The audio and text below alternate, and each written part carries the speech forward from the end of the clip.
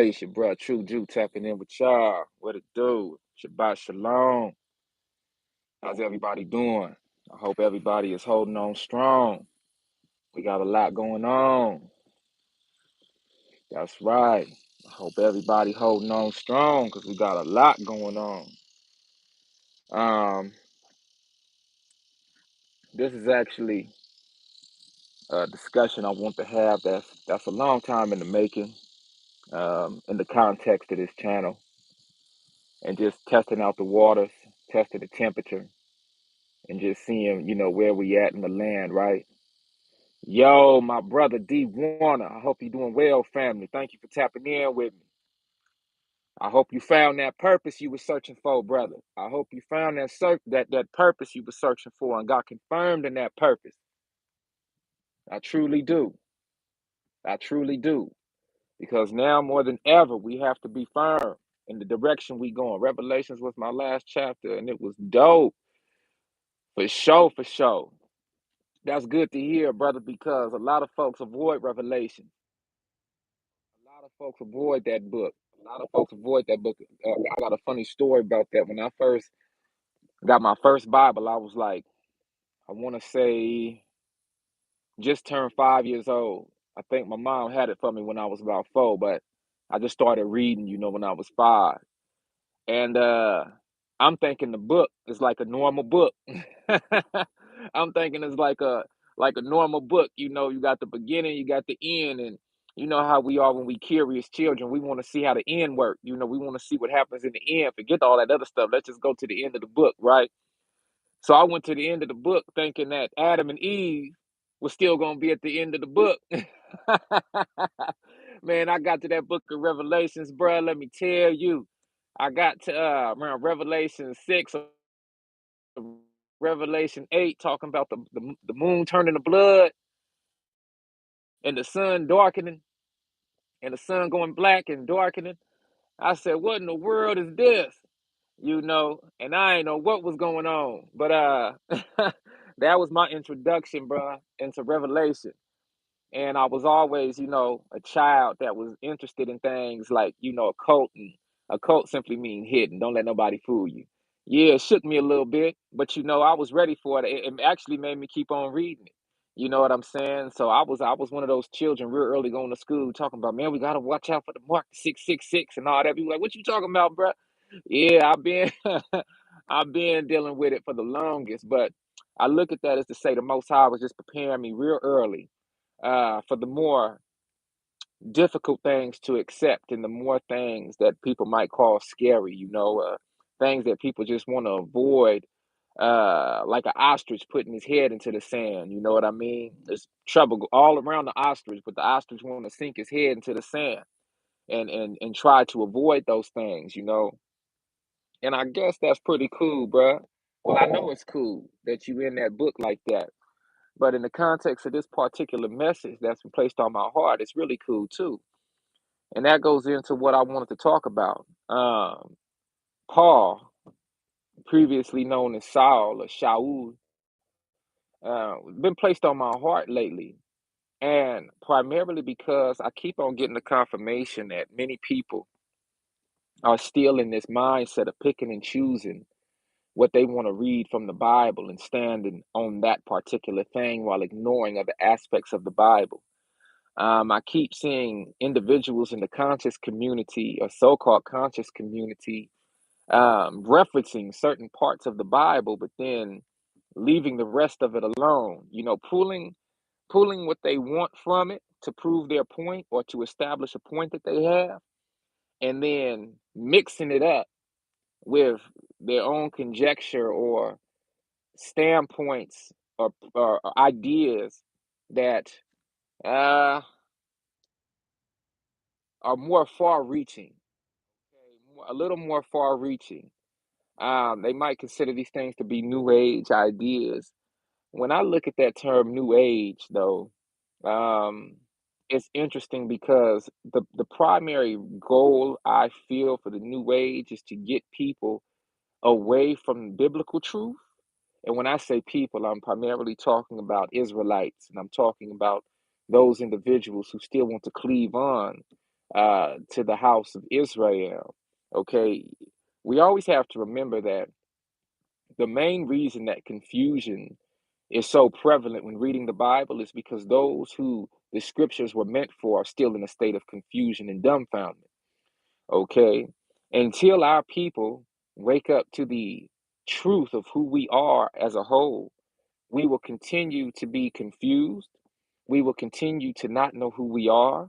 And because we are confused and not knowing who we are, we won't be able to identify our culture. Okay. And if we're not able to identify our culture, then when we see the scriptures and when we see the narrative of the Bible presented to us, it will be alien to us. And as long as the Bible is alien to us, that will give opportunity to other nations of the world to take the Bible and represent it to us and represent it to the world as if it is a book and narrative written primarily for all people of the world. And that's why you have so much uh, confusion right now, especially when it pertains to the Bible. So when I look at certain individuals in our own community who don't quite know who they are yet, but are um, teaching, sharing their deeper thoughts, sharing deeper revelations, whether they come from scriptural sources or not. I find that those in the so called conscious community, they do their best to get their followers and their supporters away from reading the biblical narratives while also referencing the biblical narratives and then presenting these ideas that come from the Bible as their own. Okay. And if I was going to teach you all and then say, hey, leave the Bible alone, that's the white man's book, leave that alone, and then be pulling from the Bible, unbeknownst to you all, you would think that a lot of these ideas are my own. And then you wouldn't go into the actual source that I pulled these ideas from to look for yourself and then to then see yourself within its pages and in its narrative. And so I find that, yeah, that sound like a double yeah, and like I like to say, you said double negative. I say two wrongs don't make a right. It make a wrong wrong. Okay? Two wrongs don't make a right. It make a wrong wrong. And so when I think about that, and I compare that to what I see in the land today, I just felt like it was important to highlight a couple things during the Shabbat lesson that been placed on my heart. Another thing that I've been looking at is the narrative of Paul. There are many people in the Hebrew Israelite community who, are very smart individuals, learned individuals, have been studying a long time, but have not been able to make the correlation of the importance of why Paul is included in the narrative. Many people, more people than y'all might believe or know, actually consider Paul to be fake. Like, not fake, like a fake dude. Like, oh, bruh, it's fake. Now, I'm talking about like a contrived character, like somebody who didn't exist. Okay? There are a few people, more than a few, who they think that Paul was a made up character inserted into the scriptures in order to throw Bible readers off. There are some, more than we might know, that actually feel like his narrative or his writings or his perspective is a a tool of confusion that was inserted into the Bible in order to throw uh, different sects of belief off. And I always got a kick out of Paul.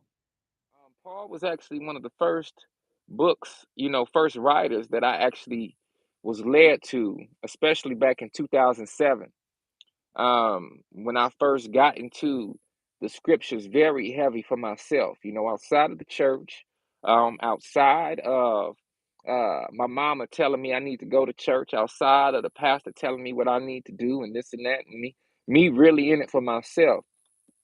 And Paul was always one of those dudes that I looked at very peculiarly because of his history. You know, um, I think one of the biggest things that people are upset about Paul, especially Bible readers that are real heavy into it and heavy into the narrative, heavy into the scriptures, is that Paul can come across as a hypocrite. Okay, Paul can come across as a hypocrite, and a lot of us don't like hypocrisy, and I think what's even worse than hypocrisy is being blessed in hypocrisy. Okay, so what does that mean? You look at Paul's narrative, he was a persecutor of Hebrew Israelite people. He was basically like a step and fetch it for Rome. He was like a Uncle Ruckus. Okay, I just did a rap. Uh, I said, I'm the Ruckus halftime at Ruckus. I'm Huey and Riley, not Uncle Ruckus. Okay, I'm gonna release that song tune. It's called "I Bet You." I got a lot of music that's going to be released. Shout out to my brother Abraham. We just did a song called "The Church Within," and it's a real tight song too. I think y'all gonna love that song. It's really tight. All the music we producing is really tight. So I just want to shout that out. Um, but Paul was like an Uncle Ruckus at first. Imagine somebody who hates his own people, right? So far, and Uncle Ruckus, by the way, is a character on the Boondocks. If y'all don't know, Boondocks is one of my favorite comic strips. And what I was talking about was how Paul was like a people. Uncle Ruckus was a real racist. Looks like YouTube is at it again to freeze your live. Yeah, I had an alarm that just went off too, but I think that was on my side. Honestly, I think that was on my side. But we gonna keep it rocking. Thank you. If y'all know about Uncle Ruckus, y'all know he was basically a coon for in the Boondocks, okay? And he was somebody that he looked like us, but he wasn't us. All skin folk ain't kin folk. You feel me? And so in that cartoon, he was somebody that hated his own people. And so I think that when it comes to Paul, that's part of the genetic remembrance that many of us have pertaining to him is that, man, I ain't rocking with that dude, man. He hated us. And then the other aspect of it is that after he was awakened to his folly, after he was awakened to the truth of the matter, he was actually, repositioned back in the fold of Israel. And he was given a a great job. The purpose within Paul was revealed to him. And once he stood on that purpose and he realized the wrong that he was doing against Israel on behalf of the Roman Empire, he repented of all of that, you know, and he began to do the work of the Most High. And I think that, and he was given great position within Israel. Of course, he was tortured and stuff later on, but the point is that as he stood in his awareness of what he was really doing and then did his best to how should I say remediate that, okay? One second, y'all. Excuse me. He did his best to remediate that.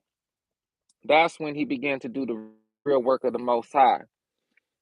And so one thing that a lot of us don't realize is that Paul was a Hebrew Israelite himself.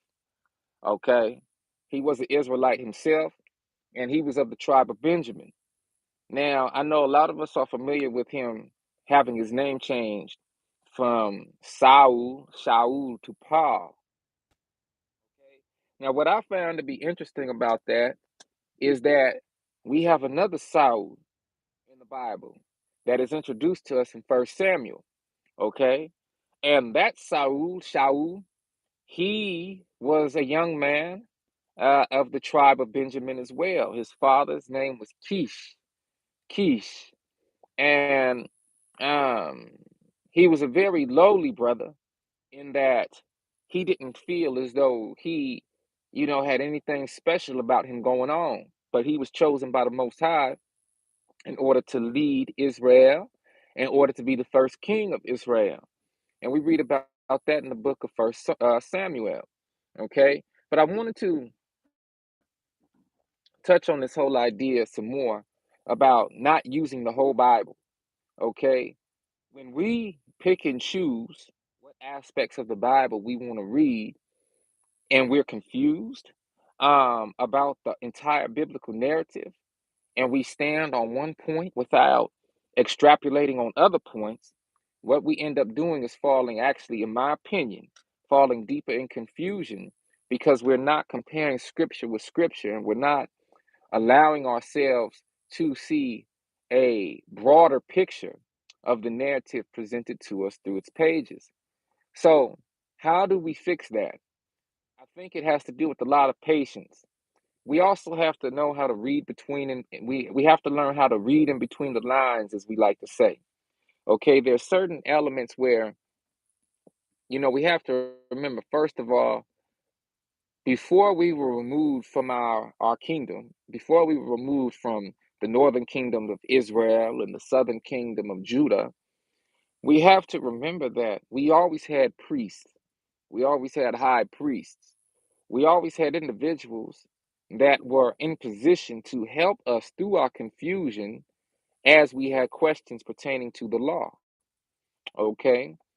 Um, those priests, obviously, if you don't know, were priests of the tribe of Levi or Levi. In English we say Levi, but in our Semitic tongue we would say Levi.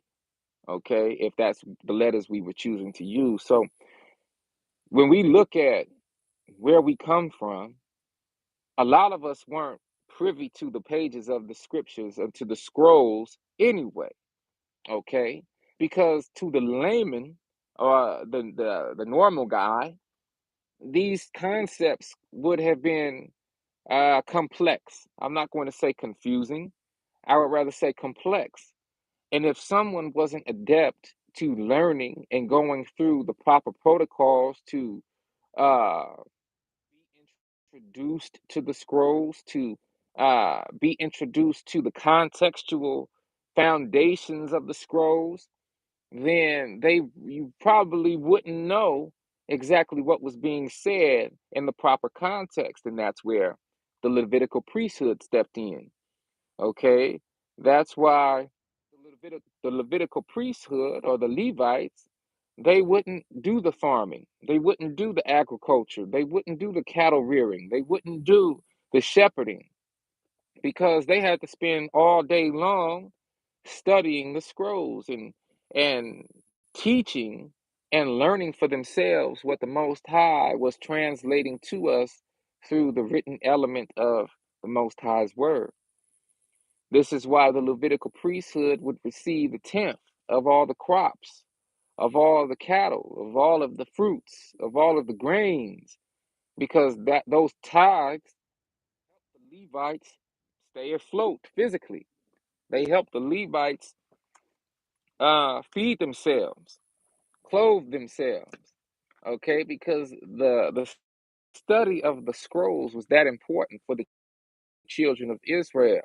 And in turn, whenever another tribe member or nation member went unto the Levitical priesthood with a question pertaining to the scrolls, the Levites were able to answer in truth the uh, the questions that were presented to them. Okay, so first thing I want to do is talk about Paul real quick in this context in the book of Romans, chapter 11, verse 1. We read, "I say then, God cast away his people." This is one of the first things that I appreciated Paul for. If you ever doubted who you were as an Israelite, then Paul would actually reconfirm your stance. Okay, here we talking about a brother who during that time found it more uh, advantageous to rock with another nation, a Gentile nation, over his own people, due to what was happening to us in the land. It's almost like a brother that you got the Black Panther Party, right? You got OPD, Oakland Police, and you got Chicago Police, right? Because we have chapters of the Black Panthers in both cities, right? So that's like a brother saying, you know what? I'm not going to join the Black Panther Party. Nah, forget that. And obviously the elder generation knows certain things about the Black Panther Party. There was a point we didn't call ourselves black, so that's why a lot of old folks didn't support that movement just because of the name. So anyway, that's a study for another day. But let's just focus on the part that I want to bring out real quick, which is the Black Panther Party versus the police. Okay? And you got a brother who's saying, you know what?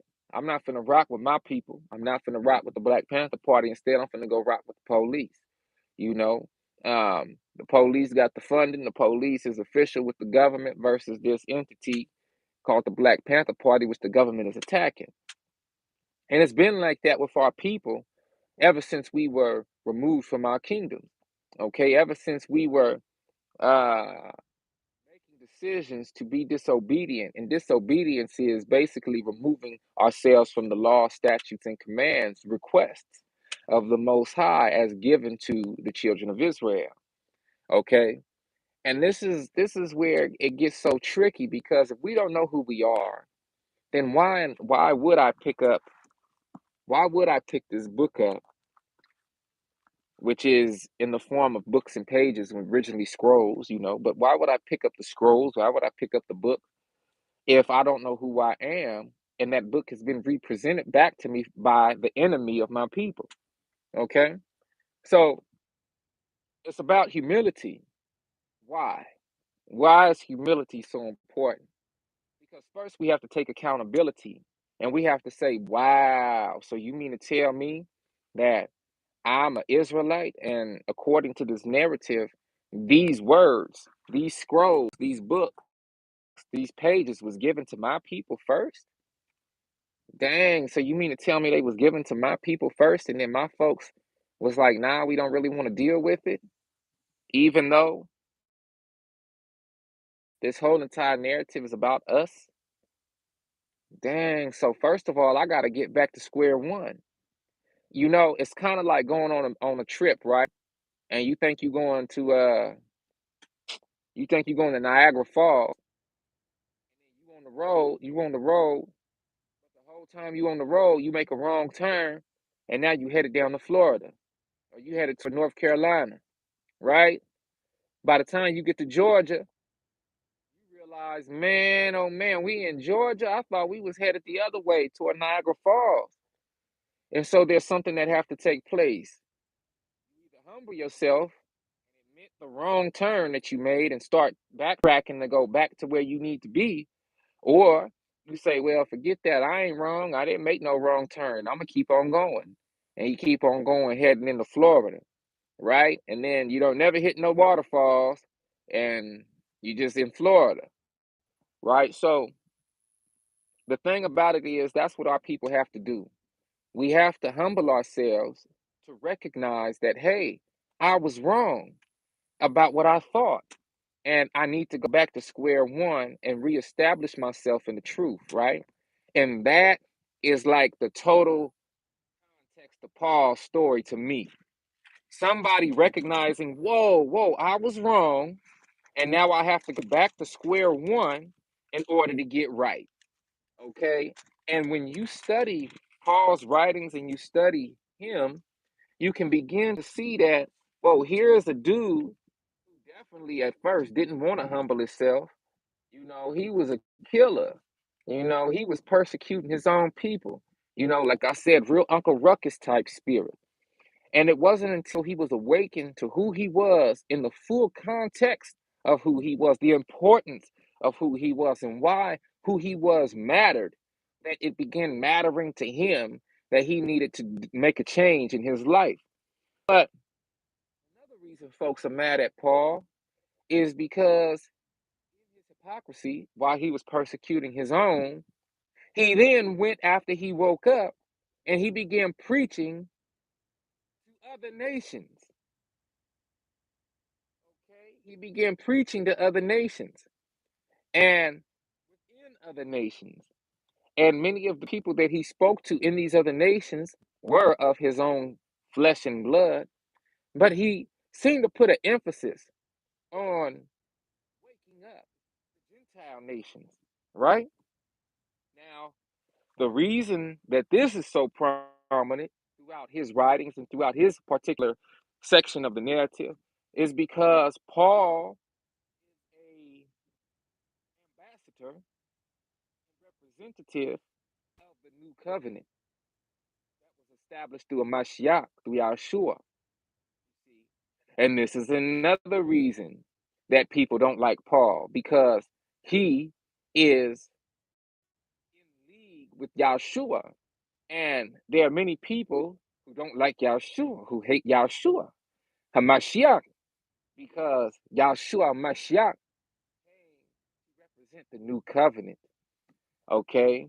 And the old covenant is the one that we read about in the so-called Old Testament, the law of Moses, okay? And the old covenant is ironically what the majority of our people ran from, and the reason we are in the position we are in right now as a people globally, or worldwide, I should say, globally, uh, globally, using that word globally kind of highlights that we're on a globe, and when we're not on a globe, maybe I need to do another study on that.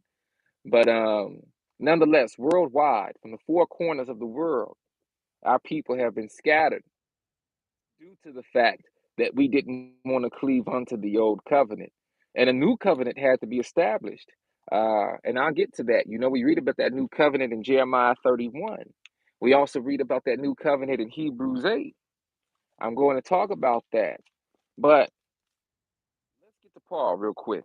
I say then, hath God cast away his people? This is Romans chapter 11, verses 1 on down. Verses 1 on down. I say then, hath God cast away his people?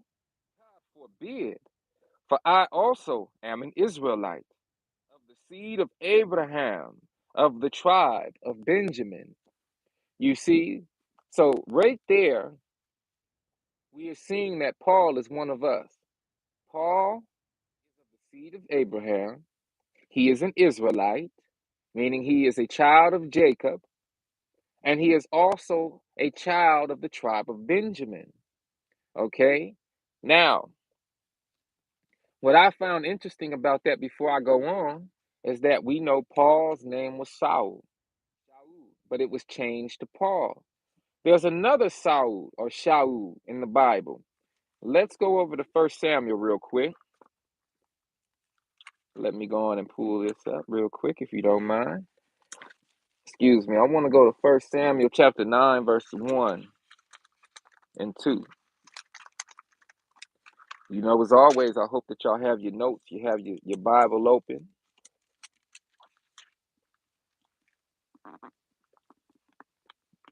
Oh, excuse me. I'm in 2 Samuel. I just knew I was in 1 Samuel. I just knew I was in 1 Samuel.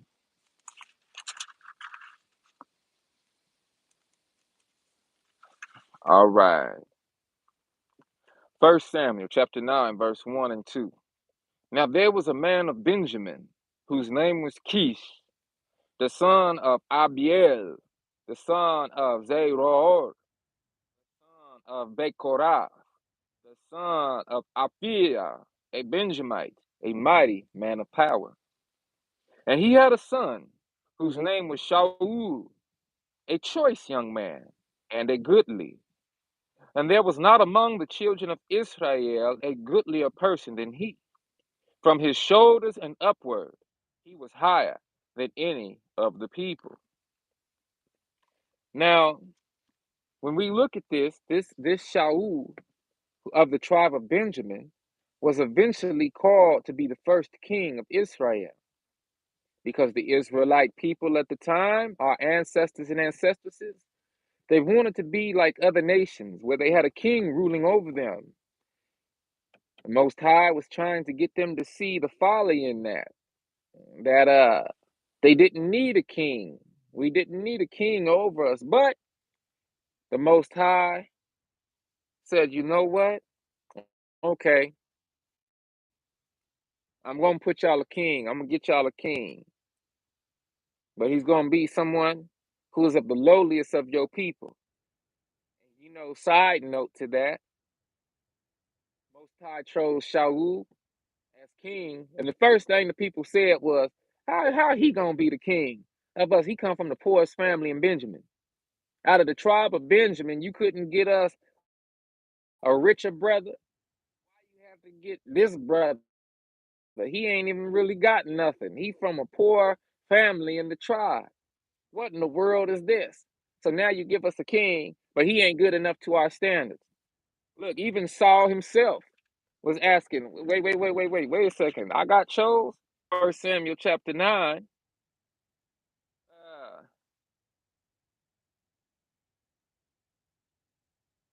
verse 16.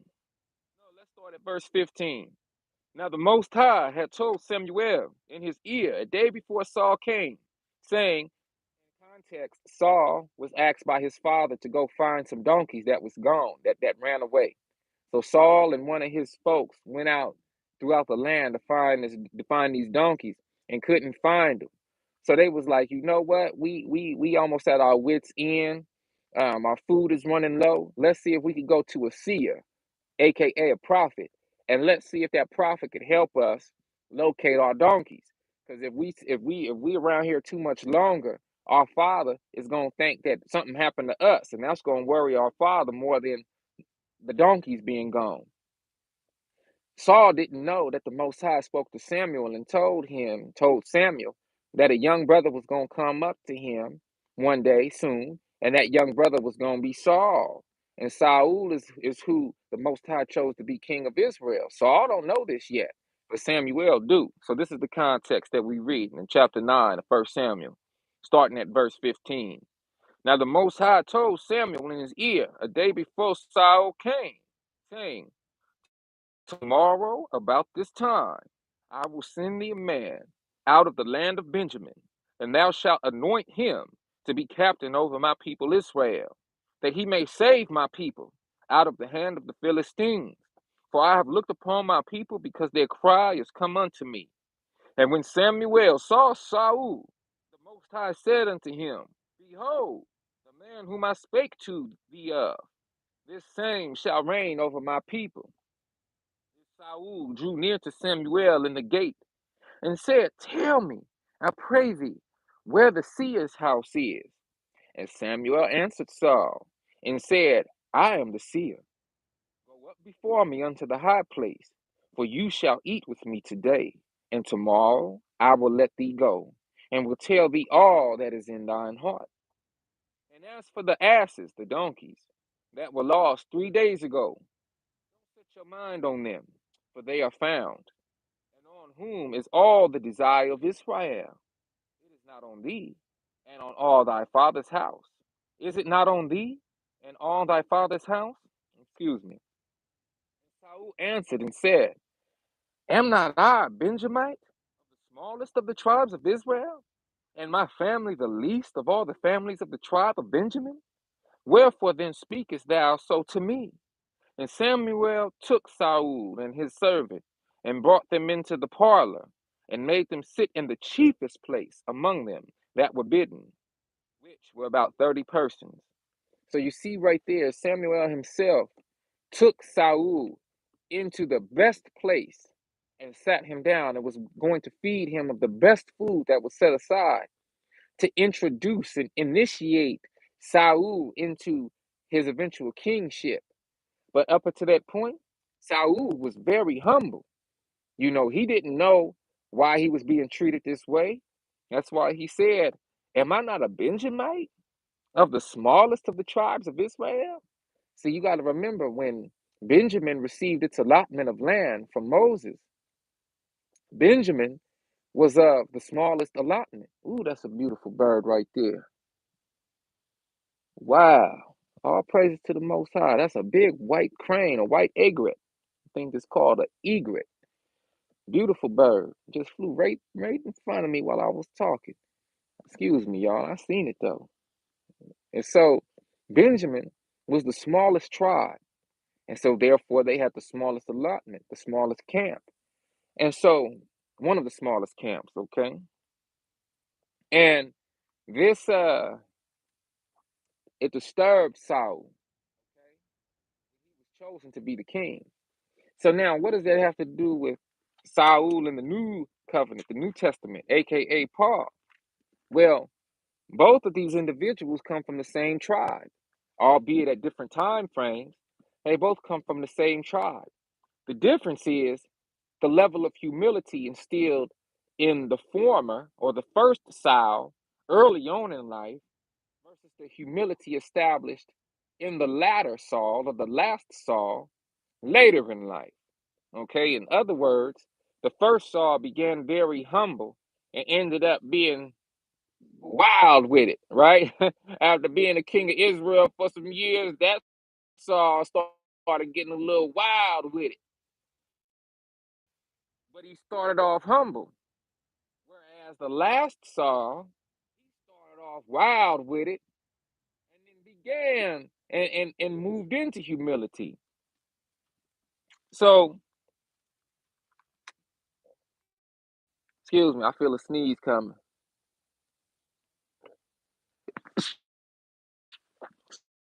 Excuse me. My bad, y'all. Right there in my nose. So back to Romans chapter 11, verses 1 on down. I say then, hath God cast away his people? God forbid. For I am also an Israelite of the seed of Abraham, of the tribe of Benjamin. God hath not cast away his people which he foreknew. What ye not what the scripture saith of Elias or Elijah? How he, Lord, they have killed thy prophets and dig down thy altars, and I am left alone, and they seek my life. But what saith the answer of God unto him? I have reserved to myself 7,000 men who have not bowed the knee to the image of Baal. Even so, then, at this present time also, there is a remnant according to the election of grace. And if by grace, then it is no more of works, otherwise, grace is no more grace. But if it be of works, then it is no more grace, otherwise, work is no more work. What then Israel hath not obtained? What then? Israel hath not obtained that which he seeketh for, but the election hath obtained it, and the rest were blinded. According as it is written, God hath given them the spirit of slumber, eyes that they should not see, and ears that they should not hear unto this day. You see, that's another reason most of Israelites in modern times do not rock with Paul, because we are still under the illusion as a whole people. We are still under that spirit of slumber with eyes that do not see and ears that do not hear. Okay? But there's more. There's more. Let's go to Hebrews chapter 8 real quick. I want to try to keep everything within the books that I'm reading from. So instead of going to Hebrews, excuse me, let's go to Romans chapter 13 real quick. People like to say in modern time that Paul, this is where the hardcore Israelites, the Old Testament only Hebrew Israelites, they have an issue with Paul because they feel as though Paul was trying to get people away from the law. They feel as though Paul was trying to remove people, let me take a sip real quick, from the law.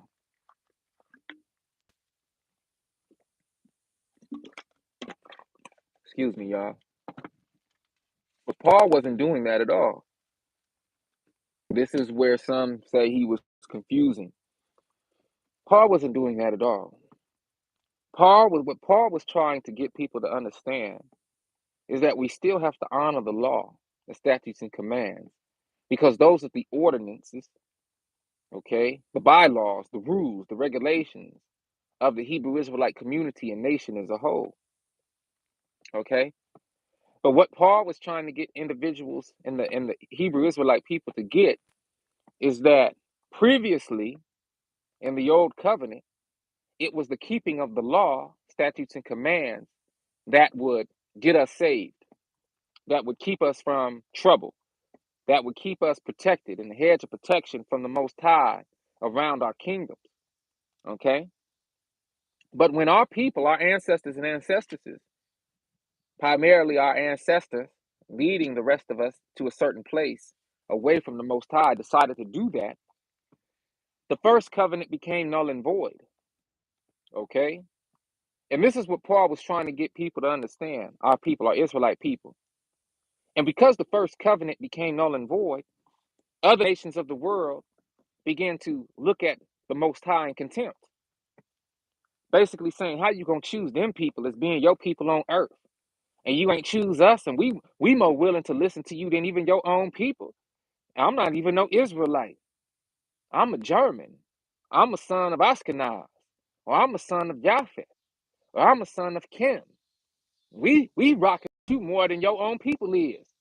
So why you choose them? They not listening to you. Them old hard-headed Israelites. They don't care about nothing you have to say to them. Why you didn't choose us? Now you know what? We gonna keep on doing what we doing. And we was doing what we was doing before you even introduced this law to your so-called chosen people. So we gonna do what we do, and now we see that they doing what they doing. So why we need to listen to the Most High about anything? That's what people were saying. Not just the Israelite people, but many nations. Okay. Then you had nations who were saying, you know what? I think if we took these laws and commands and maybe we tried to learn them for ourselves, we could introduce them to our nation and our people will live them better than the Israelites were. So now we can say, look, we better than the Israelites. We better than the Most High's chosen. Sound familiar? That's what we're going through right now. You know, when we look at the Arab people, side note, when we look at the Arab people, a lot of us don't know that Arabs, I'm talking about the real Arab, the Arabian people, the real Arabs, you know, they are black people, so-called black people. And what's interesting about the Arabs is they are Hebrews as well. Did you know that? How many of y'all knew that the Arabs were Hebrews as well? You have so many Hebrews, so many different tribes, so many different nations. Did you know that Arabs were Hebrews as well? But Arabs are Hebrews, the line of Ishmael. Okay? Ishmael. All right? Now, who is Ishmael? Ishmael is Abraham's first son. Okay? Then he had Isaac. Okay? Isaac had Jacob and Esau. Okay? The twins.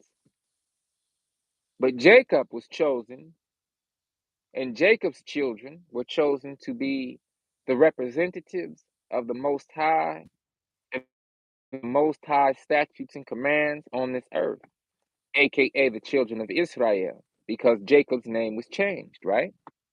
Y'all still with me? So that's quick genealogy for you. But Abraham is a son of Eber. Eber. Okay? Eber means to cross over. Okay? Eber is where we get the word Hebrew. Okay? And so Hebrew, that whole idea of Hebrewism, it can more so or less begin with Eber, who is a son of Shem. Okay? Now, I didn't think I was going to be talking about that, but all praises to the Most High. So you have to realize that there's a particular genealogy, and genealogy is very important. If we don't know our genealogy, we don't know who we are. Okay, if we don't know our genealogy, meaning who our forebears were, then we don't know who we are. Okay, if a goose egg is sat on by a duck and then cracks open, and that goose leaves that egg and is surrounded by ducklings. Early on in life, that goose is gonna think it's a duck. It's gonna try to walk like a duck. It's gonna try to quack like a duck, but every time it quack, it's gonna go honk. Right? Every time the little baby goose try to quack, quack, quack, it's gonna honk, honk, honk. And all the other ducks gonna be looking at it like, "What's up with bruh?" Then as they grow, that duck or that goose is gonna keep getting taller and bigger. It's more than likely gonna have different color feathers. And them ducks gonna be looking at it like, "Man, get his weird butt away from me. I ain't rocking. What's up with bruh? Like, why he look like that? Why he sound like that?" And the whole time the goose gonna be feeling bad. The goose at first is gonna think, "Hey, I'm just different, I'm different than my siblings." Until it look in the reflection one day while it's in the pond, and that goose gonna look into the water, and it's gonna look at its duck brothers and sisters, and it's gonna look back at itself. It's gonna see a big old beak, and it's gonna be like, "Hey, I'm not the same as them." And then it's gonna look on, and it's gonna see a whole flock of birds that look like it. Okay, and that's when genealogy is gonna step in. Hey, right on, family. That's when genealogy is gonna step in, right? And the goose is now gonna realize, whoa, whoa, whoa. You mean to tell me I wasn't like those other folks this whole time? My folks is across the pond. Let me go over there. And see, that's why genealogy matters, because if we think we ducks when we really geese and we rolling around here trying to be like everybody else, eventually the truth gonna have to come to the light. And it's important to have those who know who they are still standing strong in who they've always been, so that when we wake up to who we are and we start questioning who we are, we can now look at examples of who we are in others that was never confused about who they were. Okay. And once again, this is why channels like this one are so important for our people, because it's good to get this information from True Julia, bruh, but it's also good to get it from other brothers and sisters who know who they are and who have been standing strong, who stand firm in who they are, so that when others of us wake up, we can actually be like, "Oh snap! You mean to tell me I'm not no this or that. I'm really this. I'm really an Israelite. What?" Okay, and that's why I rock with Paul, the New Covenant. You know, Paul is a very interesting dude, because Paul, like so many of us, wanted to run away from who he was. Paul was not trying to be no Israelite. The difference, though, is Paul knew he was an Israelite, so that's what makes it a little cringy, because Paul knew who he was, but he chose to rock with them Romans. He chose to rock with somebody else because of the prestige of being a Roman versus the lack of prestige at that moment in time of being an Israelite, because our people had run away from the covenant originally established through Moses to the children of Israel. So we lost our prestige. We lost that power. We lost our kingdoms. Now we're being overran. We have been through multiple captivities by the time the second Paul comes along. We have been ostracized. We've been oppressed. We've been kicked down to the bottom instead of sitting at the top where we were supposed to be. So Paul, he just getting going along to get along, just like what we see today. All of our young brothers and sisters who want to get in entertainment, who want to be celebrities and the like, want to be rappers and musical artists, recording artists and all this. They like, bro, I'm not finna stay in the hood. I'm not finna learn this here book. I'm not finna learn what I need to learn in the truth and then figure out a way to present that word to my generation in a dope way. Nah, man, I'm finna sell my soul. I'm finna go down to Hollywood. I'm finna partake in the rituals. I'm finna drink this blood. I'm finna go to these mansion parties. I'm finna sell my soul. I'm finna sign my name in blood. I'm finna give my life to the devil and all these sorts of things. And I'm finna get my money up. I'm finna get my Gouda. I'm finna get my holdings on this earth up. I don't know about what's coming on in the future. Nah, I'm not worried about the future like that. I just want my back. I just want my Wraith. I just want my Louis Vuitton. I want my Gucci. That's what I want. And I don't care about my people. It's every man for himself. I just care about me.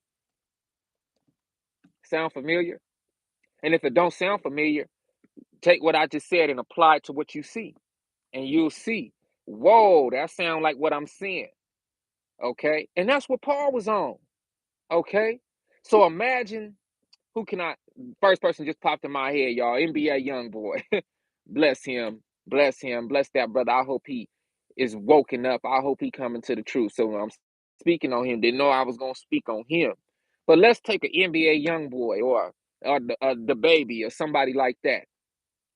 Now, I'm not saying these brothers know who they are and chose to rock with the devil. That's not what I'm saying. What I'm saying is you tell a tree by the fruits that it bear, right?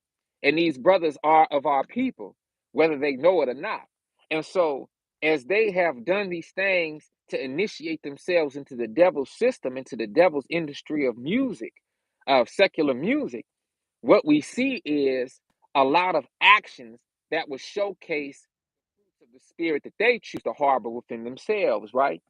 Now, how would you feel as somebody walking in the truth if one day if NBA young boy woke up and said, yo, I messed up. I realized I was working for the devil, y'all. I realized I was using my gifts and talents to bring glory to Satan's kingdom instead of glory to the Most High. I've repented of my ways, y'all. The Most High came to me in a dream. The Most High sent a brother or sister to me at one of my shows backstage, and I was feeling low. And the brother prophesied to me and told me that I was really a Hebrew Israelite, y'all. And I was convicted in my heart. And I don't want to do the things that I was doing no more, y'all. And now I'm here and I got to represent for the kingdom. Now, a lot of us might look at him side-eyed at first because we wouldn't know if it was a ploy just to get more followers or whatever. And then we'd have to test his spirit. We'd have to allow the Most High to work through him. And we'd have to see his consistency to the point where we could recognize the fruit of the Most High spirit off in him, right? And then we would say, whoa, that brother really is changed. And don't y'all know the same thing happened to Paul? So many of our people that were still in the truth was looking at Paul like, we not rocking with you. You was just persecuting us. You was just trying to kill us. What is you talking about? You was just working with the Romans. You was just dealing with the devil. Now all of a sudden you talking about Yahshua and came to you in a vision, and now you rocking with us? We gonna have to wait and see. No. We gonna have to wait and see. And Paul is a representation of all of us who, whether or not we chose to rock with the wicked side, or we was just deaf, dumb, and blinded to who we were, we was in the world. We was rocking with the world. And then the Most High and the Most High's grace and mercy woke us up. And now we is in the truth. Okay? So if a person hate Paul, they still got some work to do because that means they still hate themselves. Okay? If a person hate Paul and want to pinpoint some sort of level of hypocrisy, then perhaps that same hypocrisy is in the person hating on Paul. Therefore, that person don't want to deal with Paul because Paul is a mirror of themselves. You see, the character of Paul is a mirror of that individual. All right? Look, check this out. Romans chapter 13. Let every soul, and I'm going to touch on this whole narrative of folks looking at Paul a certain way. Like, man, nah, we not rocking with Paul because he was doing this. And then realizing, oh, man, wait a second. Paul really is rocking with the Most High now. Good for him. Check this out.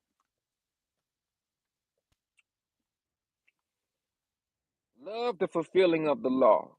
Romans chapter 13 on down. Let every soul be subject unto the higher powers. For there is no power but of God.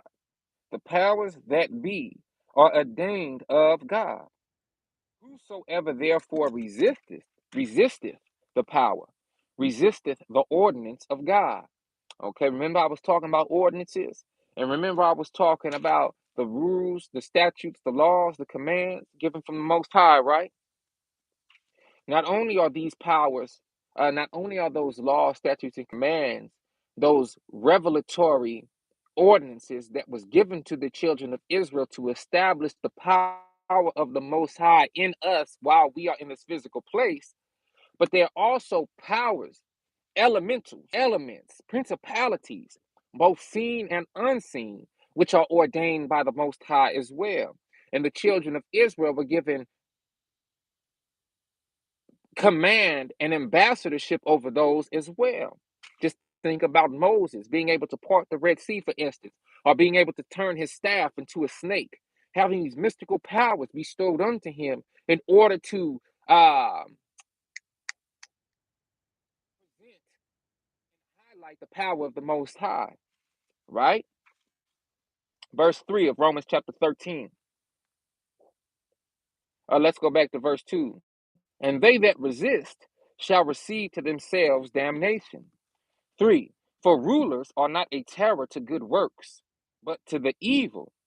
Wilt thou then not be afraid of the power?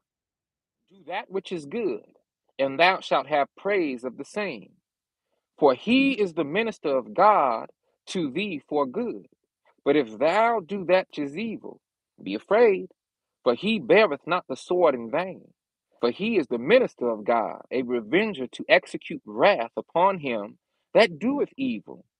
Wherefore you must need be subject, not only for wrath, but also for conscience sake. For this cause pay ye tribute also, for they are God's ministers, attending continually upon this very thing. Then a Levitical priesthood, render therefore to all their dues, tribute to whom tribute is due, custom to whom custom, fear to whom fear, honor to whom honor. Owe no man anything but to love one another. For he that loveth another hath fulfilled the law.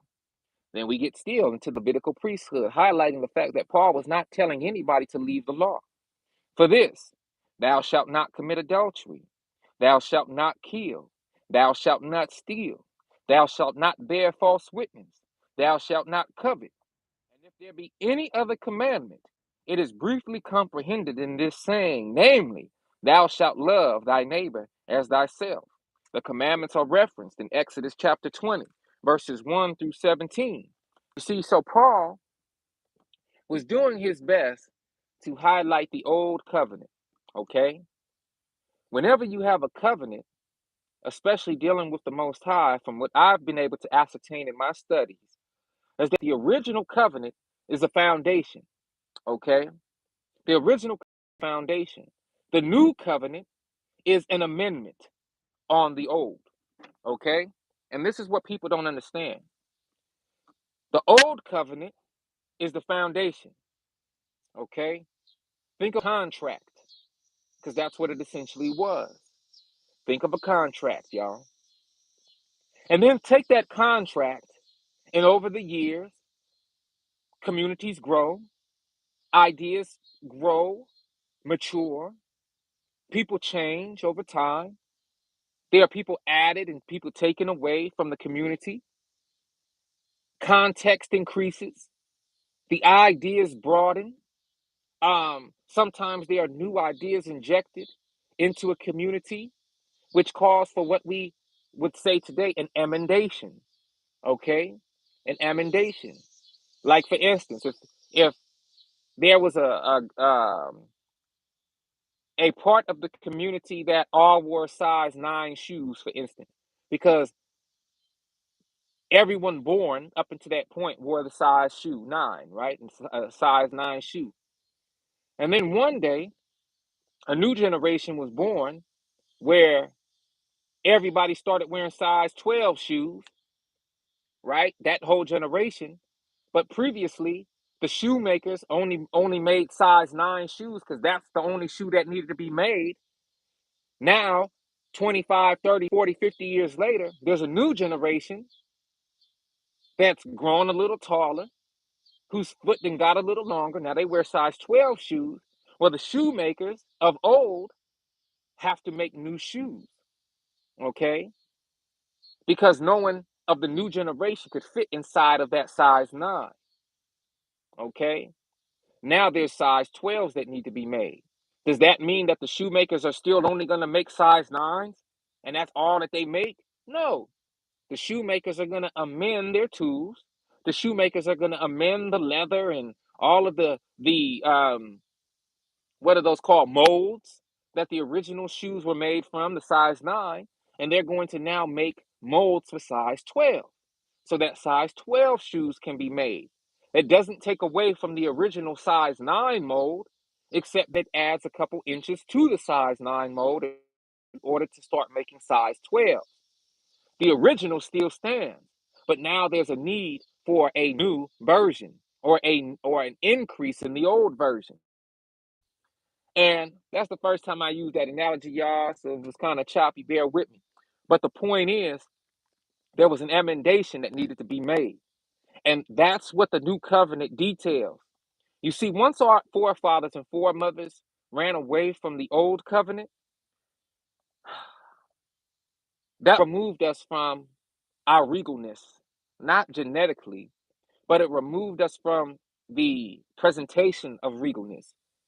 Because just like any culture who has bylaws, statutes, and commands and rules, if we forsake those rules and then we adopt the rules and commands of another nation, we are essentially telling our people we don't even like our own nation no more.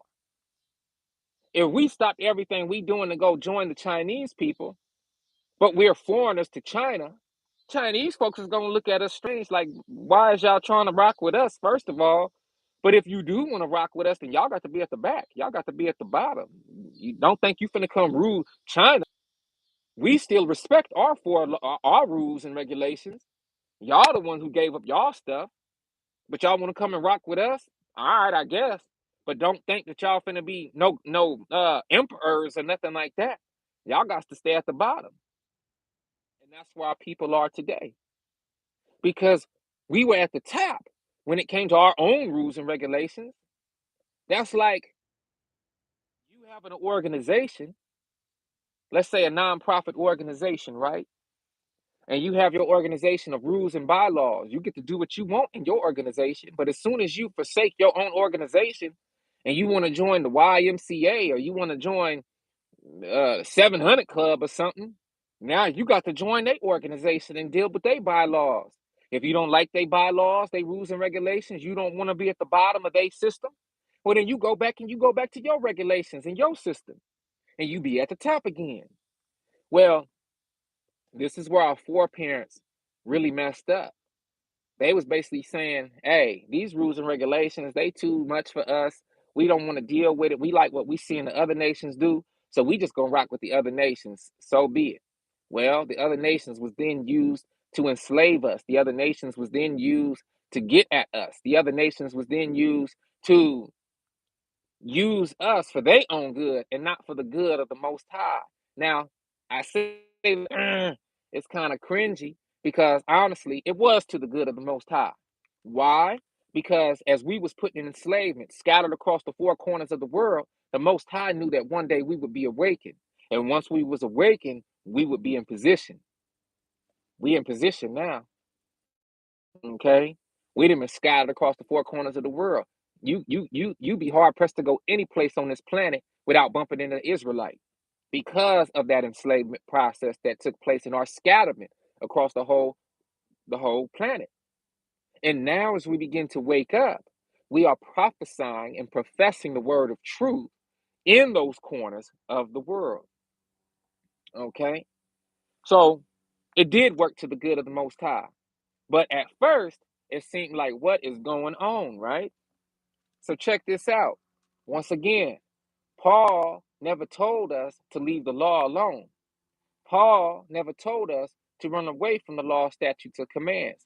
Yahshua says, if you love me, if you love the Most High, you will keep the law, statutes, and commands. But Yahshua was the final sacrifice. You see, the original covenant called for us to keep the law, statutes, and commands, right? But if we should slip up in keeping those law, statutes, and commands, a sacrifice was called. A sacrifice was initiated by the high priest, the Levitical priesthood, within the house of Israel, in order to remediate or to expunge the breaking of that particular commandment. Just like if we get a ticket from the law today, we have to pay a fine, right? In order to get that ticket paid for, in order to remove any further judicial action imposed by the law onto the person who broke it.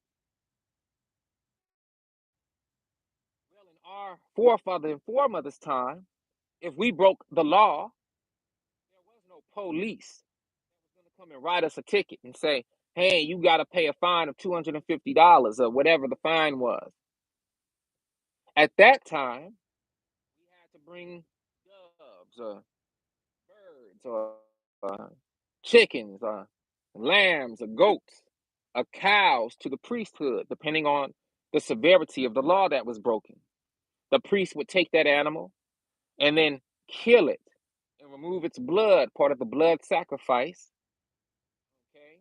Part of the sacrifice that the Levitical priesthood had to do and wash that sin away, that breaking of the law away, with the blood of that animal that was ordained or chosen to be payment for the sin.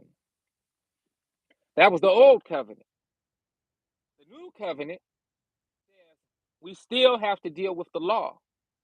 We still have to observe the law, statutes and commands of the old covenant. But the catch is in this new covenant, there are no more sacrifices. There are no more sacrifices that have to be done. Why? Because now in the new covenant, Israel has been scattered. The Levitical priesthood no longer stands in its glory the way that it did in the days of the old covenant.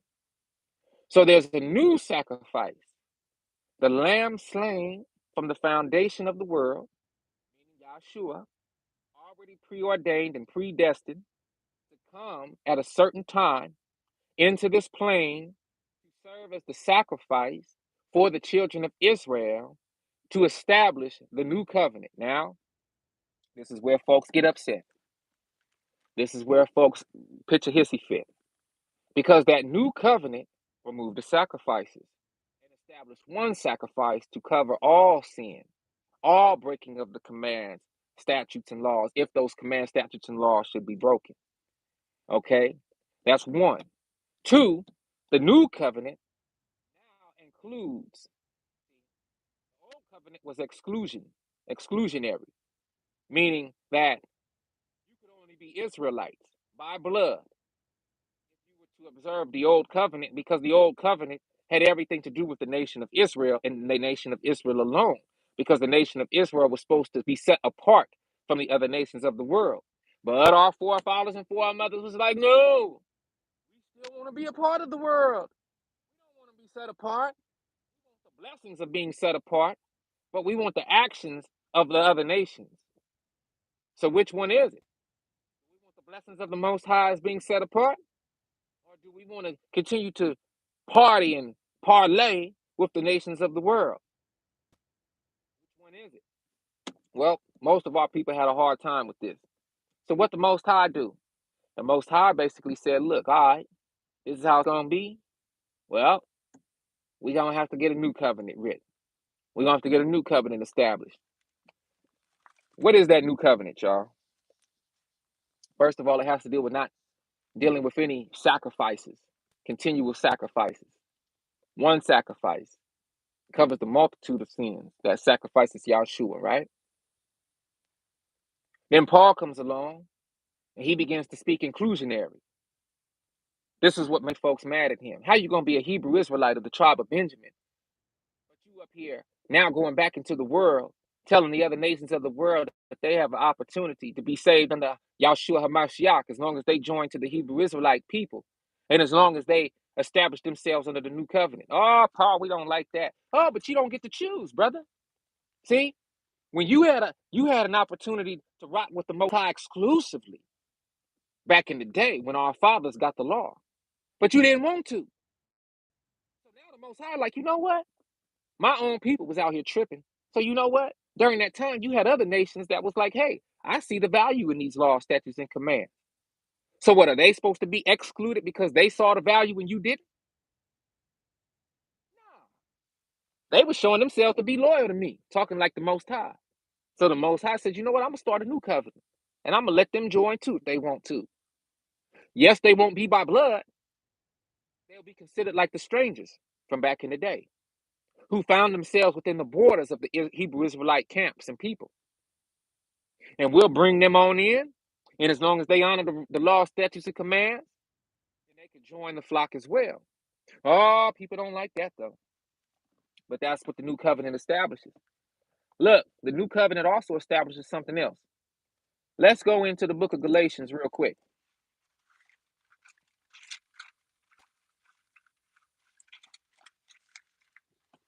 Y'all give me a moment while I pull that up.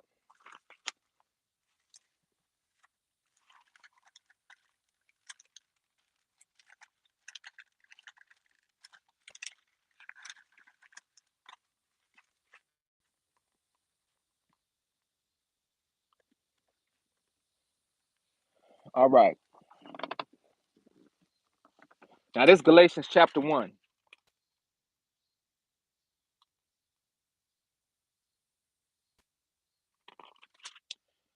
Galatians chapter 1, verse 11, starting at verse 11, and we go down to 24. Now, this is what I was talking about. This is why folks had an issue with Paul, and why I'm asking y'all to reconsider, if you haven't already, what Paul's place in the whole biblical narrative actually is. Galatians chapter 1, starting at verse 11. 111, I shared. But I certify you, brethren, that the gospel which was preached of me is not after man. For I neither received it of man, neither was I taught it, but by the revelation of Yahshua Mashiach. For ye have heard of my conversation in time past in the Jews' religion, how that beyond measure I persecuted the church of God and wasted it. What do we say today when somebody get killed? Oh, bro, got wasted. Don't we say that? Ain't that something we say? Man, she got wasted, right? Verse 12 again. For I neither received it of man, neither was I taught it, but by the revelation of Yahshua Mashiach. For ye have heard of my conversation in time past in the Jews' religion, how that beyond measure I persecuted the church of God and wasted it, and profited in the Jews' religion above many my equals in mine own nation, being more exceedingly zealous of the traditions of my fathers. You see, right there, we have traditions and customs, okay? But by the time Paul came along, many of those traditions and customs were set aside, okay? To join other customs, to participate in the customs of other nations, okay? And Paul, he's right there along with all of his peers, of his people, and profited in the Jews' religion above many, my equals in mine own nation, being more exceedingly zealous of the traditions of my fathers. But when it pleased God, who separated me from my mother's womb and called me by his grace, to reveal his Son in me, that I might preach him among the heathen, immediately I conferred not with flesh and blood. See, as soon as Paul was awakened, he was like, whoa, I'm not going to my flesh and blood, meaning my own nation. I have to take this word, this truth, this revelation to the other nations. Check this. Check this carefully now, because this was part of the calling of the new covenant. Check this. Verse 16 again. To reveal his Son in me, that I might preach him among the heathen, talking about Yahshua, Hamashiach, and the new covenant. Immediately I conferred not with flesh and blood, neither went I up to Jerusalem to them which were apostles before me, but I went into Arabia and returned again unto Damascus.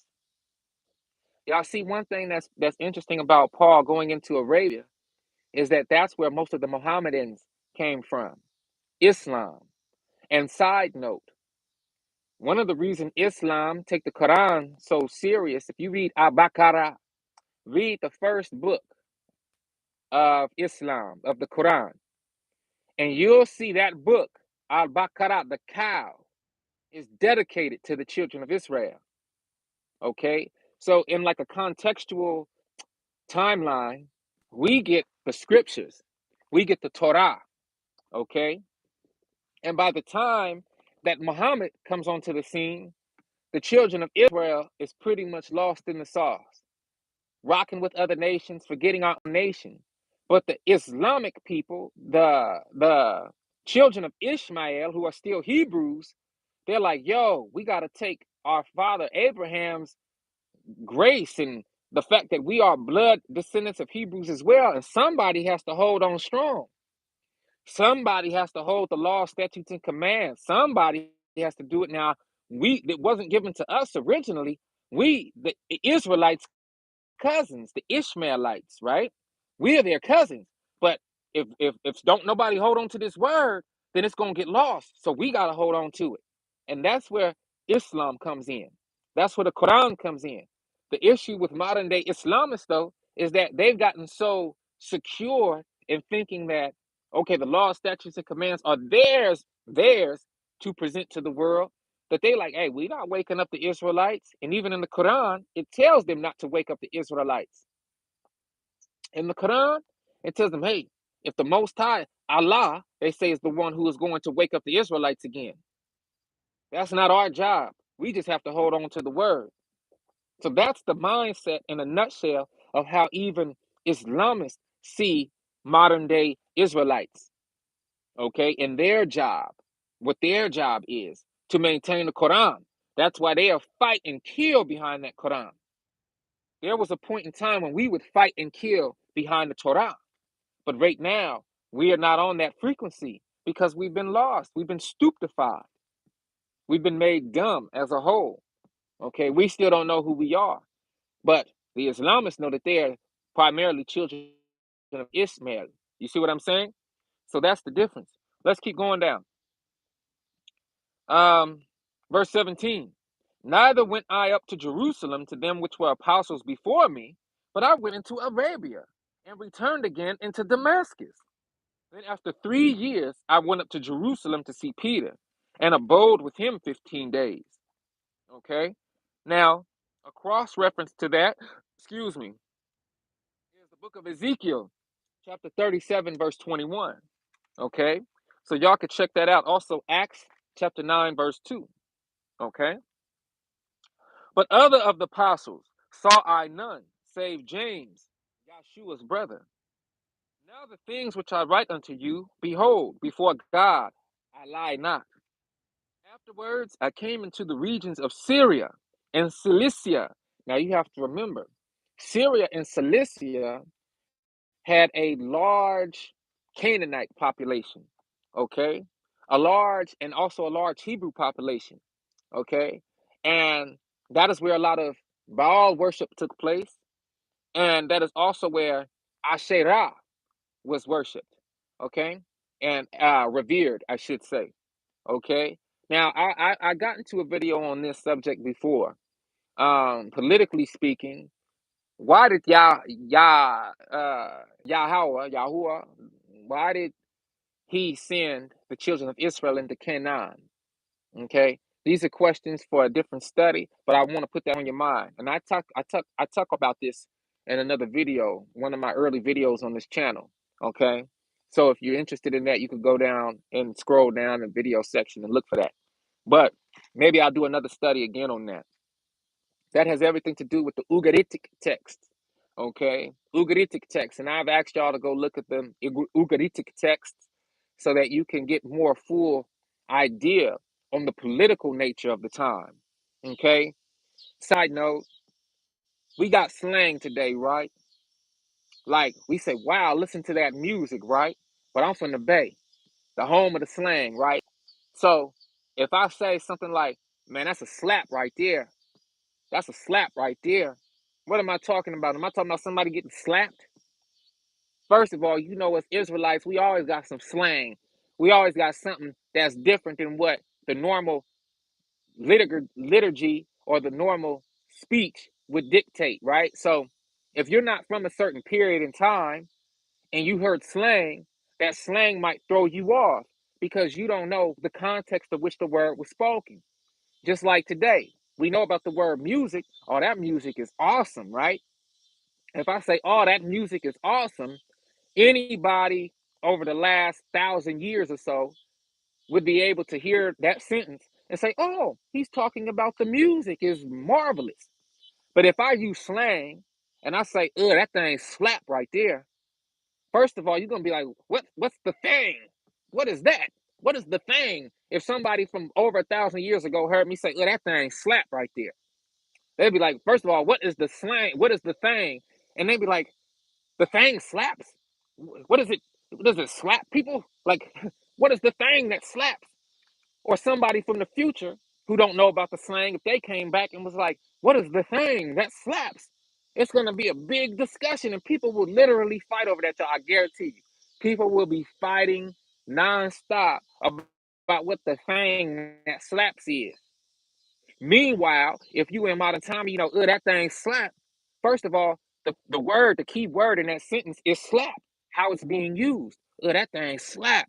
The context of which I'm saying it. Listen to my tonation. That thing slap. So you know off top, I'm talking about a song or a beat, right? And I'm like, I'm in the studio. That thing slap, bruh. That thing slap. I'm talking about the beat, the music. But if you didn't know that, you'd be trying to find a thing that slaps. And you would be lost because you wouldn't know the context, right? And so slang is very important to understand and understand, especially in dealing with the past, because they had slang too. And they had contextual speakings as too. They had metaphors and simile as well. And if you don't understand the mode of thought in a particular time frame, and you want to apply your present mode of thought to a mode of thought in the past, you could get lost. And that's what happens so much when we read the Bible, when we read ancient texts. A lot of us want to apply today's modern understandings and overstandings to previous times when it don't really fit. Okay? Verse 22. Or let's start back at verse 21. Afterwards I came into the regions of Syria and Cilicia, 22, and was unknown by face unto the churches of Judea, which were in Hamashiach. But they had heard only that, this is what they heard, y'all, that he which persecuted us in times past now preacheth the faith which once he destroyed. And they glorified God in me. God has been awakened in Paul at this time. Now, all of the Israelites who were still in the church, still trying to hold ground, hold firm to the truth, the law, statutes, and commands, now that same one that of their people, Benjamin, the same one who was of the tribe of Benjamin, Paul, is now running around preaching the gospel, preaching the word of truth, preaching the new covenant established in Hamashiach. And now all of the Hebrew Israelites that were still awake are now looking at Paul like, oh, snap, Paul done woke up. Paul is awake. Paul ain't persecuting us no more, y'all. Yeah, you still got some people that's doubting. They like, man, I still don't trust that brother. But most people now are starting to come to the grips that, wait a second, God is doing something great in Paul. The Most High is working through Paul now. Now we can listen to this brother. We don't got to be afraid of him when he come around, and we don't got to worry about him persecuting us. But they had heard only, you see, that he persecuted us in times past, now preacheth the faith which once he destroyed, and they glorified God in me. Let's go to Acts chapter 28. We read in Acts chapter 28, starting, let's just start at the top. And when they were escaped, this is Paul's arrival at Rome. And when they were escaped, starting Acts chapter 28, verse 1. And when they were escaped, then they knew that the island was called Melita. And the barbarous people showed us no little kindness, for they kindled a fire and received us every one because of the present rain and because of the cold. Verse 3. And when Paul had gathered a bundle of sticks and laid them on the fire, there came a viper out of the heat and fastened on his hand. So a snake, y'all, a poisonous snake, that's a viper, jumped out a bundle of sticks that Paul picked up to put onto the fire. Check out what happened. Verse 4. And when the barbarians, okay, these people in Rome were considered barbarians, people so far removed from the power of the Most High, they knew nothing about the law, statutes, and commands of the Most High. Barbarous people. And when the barbarians saw the venomous beast hang on his hand, they said among themselves, no doubt this man is a murderer, whom though he hath escaped the sea, yet vengeance suffereth not to live. So in other words, you know how they say God don't like ugly and he gonna get his. So most people would have thought, okay, Paul is gonna get killed off in this storm that's in the sea right now. But he made it out. But they still doubted that he was working for the God, for the Most High, right? So they was like, well, nah, he's still gonna get his just due. Yeah, he might have made it out to sea, but now that snake that finally got him, and that snake latched on to him. Okay, so now he gonna die now for sure. Now he got his payment. But check out what happened. They said, no doubt this man is a murderer, whom though he hath escaped the sea, yet vengeance suffereth not to live. And he shook off the beast into the fire and felt no harm. Howbeit, they looked when he should have swollen. Now they looking at him like, hold on, y'all, let's see what happened.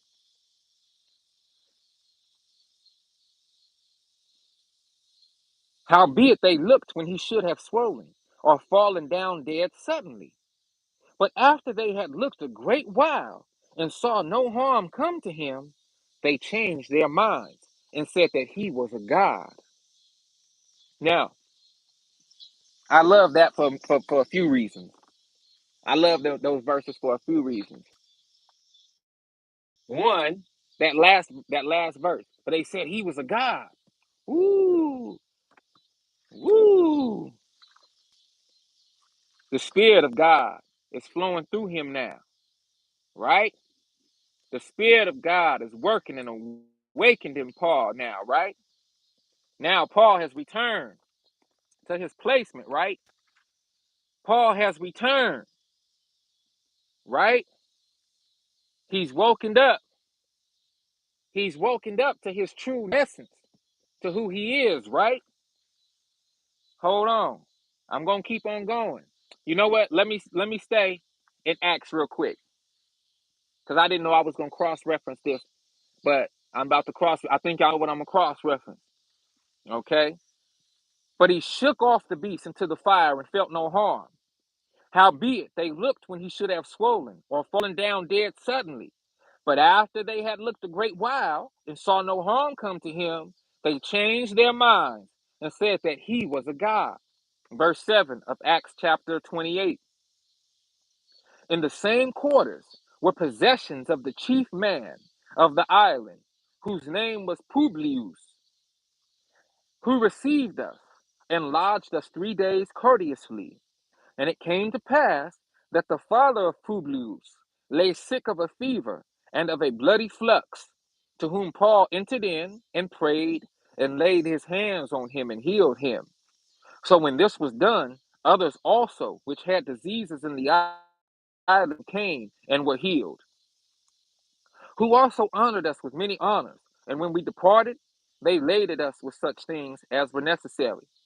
So now Paul is laying his hands on the sickly and the diseased ridden, and he's healing them. How is this possible? Well, remember, they said that he was a god, right? Now I know in modern days today, "Yeah, oh brother, that's blasphemous. Don't say that. What are you talking about?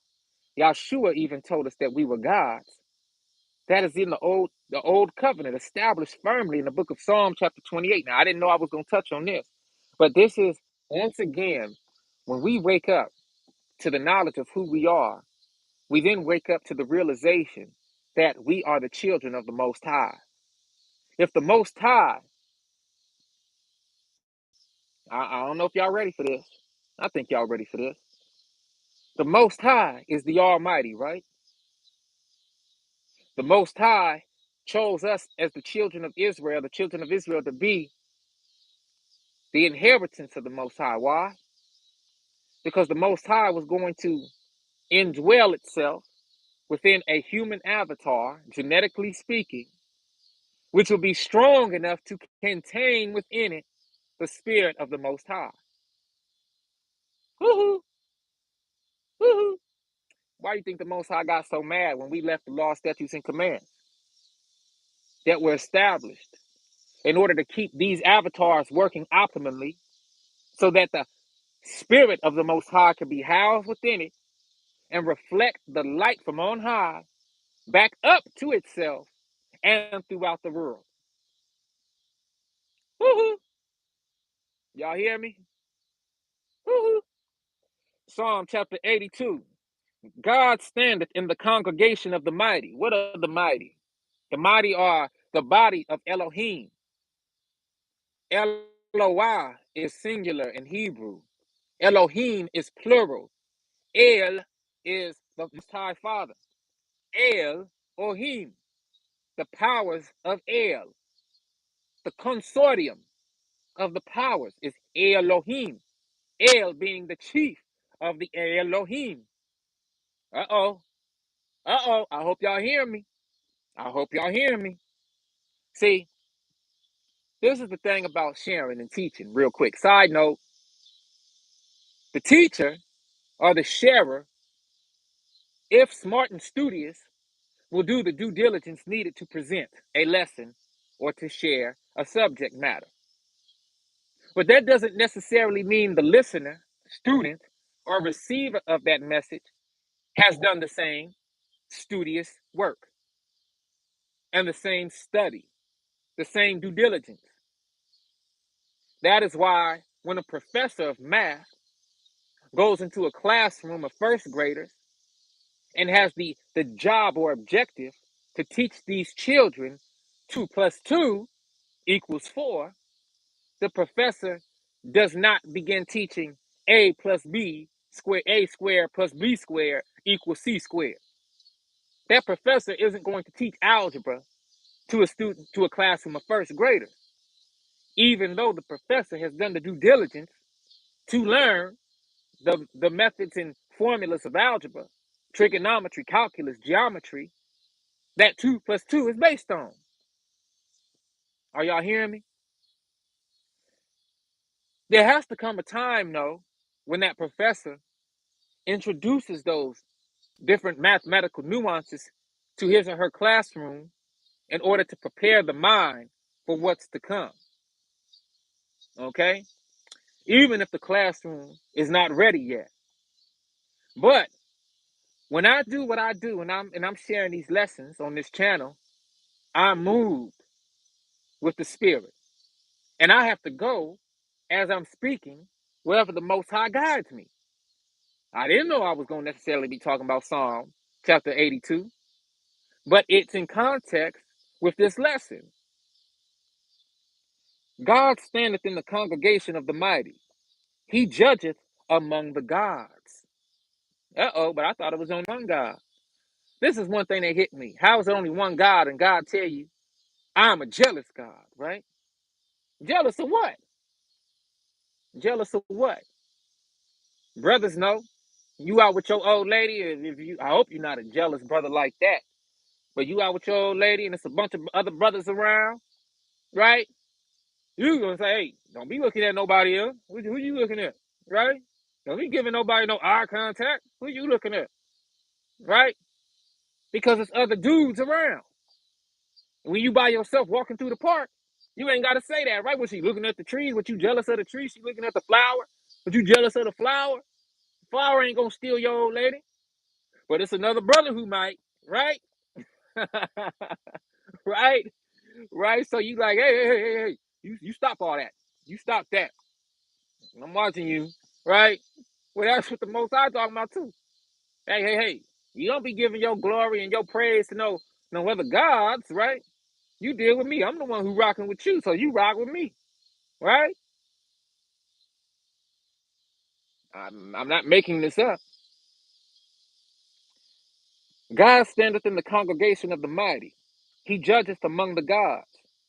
How long will you judge unjustly and accept the people or the persons of the wicked? Selah. Defend the poor and fatherless. Do justice to the afflicted and needy. Deliver the poor and needy. Rid them out of the hand of the wicked. They know not, neither will they understand. They walk on in darkness. All the foundations of the earth are out of course. I love that verse right there because that verse, it precedes or comes before the very next verse that we're going to read, which establishes us as children of the Most High as being gods in this plane. And because the foundations of the earth are out of course, everything else is out of whack. That's how we would say today, oh, that's out of whack, bruh. Man, everything seemed to be out of whack. True, everything is out of course. And because everything is out of course or out of whack, we don't know who we are.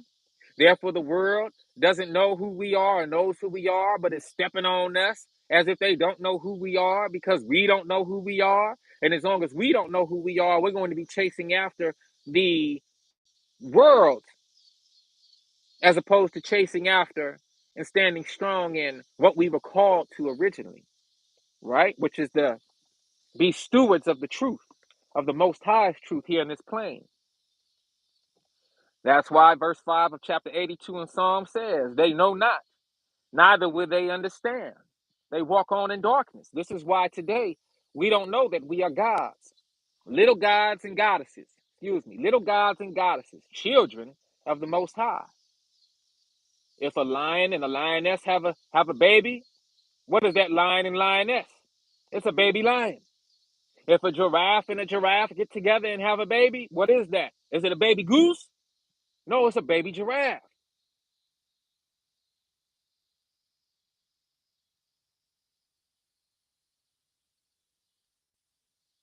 Are y'all catching my drift? All of those children animals are the same type as the parent animal which birthed it. Now, the Almighty is no animal, and neither are we. So, to be children of the Almighty means that we are little Almighties. Are y'all catching it? But as long as we don't know who we are, we're going to do like the goose was doing with the ducks when the goose thought it was a duck. Some of us think we dogs. Hey, what's up, dog? That's my dog right there. I find it funny that we went from guys to dogs. But all you got to do is flip God around and you get the word dog. But you flip dog back around, you get the word God. Ain't that interesting? Verse 6, that bread and butter verse of chapter 82 of Psalms. I have said, ye are gods, and all of you are children of the Most High. What? What? What? I have said, you are gods. I know that makes your heart just jump, don't it? But don't be talking like that. Ain't that new age stuff? Everyone's a god. Hey, hey, hey, hey, hey, hey. Let's put this in the context of what it said. First of all, these Psalms come through David. David is a Hebrew of the tribe of Judah. David is talking to other Israelite people, first of all. Somebody might not like that. Somebody might not like that. But I just put the context in it for you so that you can remove the emotional attachment to not realizing who you are and wake up. I have said, you are gods, and all of you are children of the Most High. But you shall die like men and fall like one of the princes. Why? Why? Because you are, what did verse 5 say? walking in darkness and do not understand who you are. Verse 8, arise, O God, judge the earth, for thou shalt inherit all nations. So when Paul get to laying his hand on people back in Acts, and they said that he was a God, Paul was living finally in the power of his inheritance. Paul was finally awakened to who he was. And that is why Yahshua told us to know who we are, to believe who we are, because we would do greater works than even he once we came into the truth and recognition of who we were.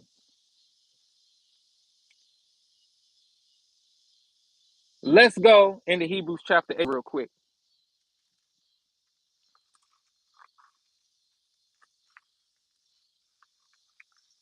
Yeah, I know some of this stuff is uncomfortable, huh?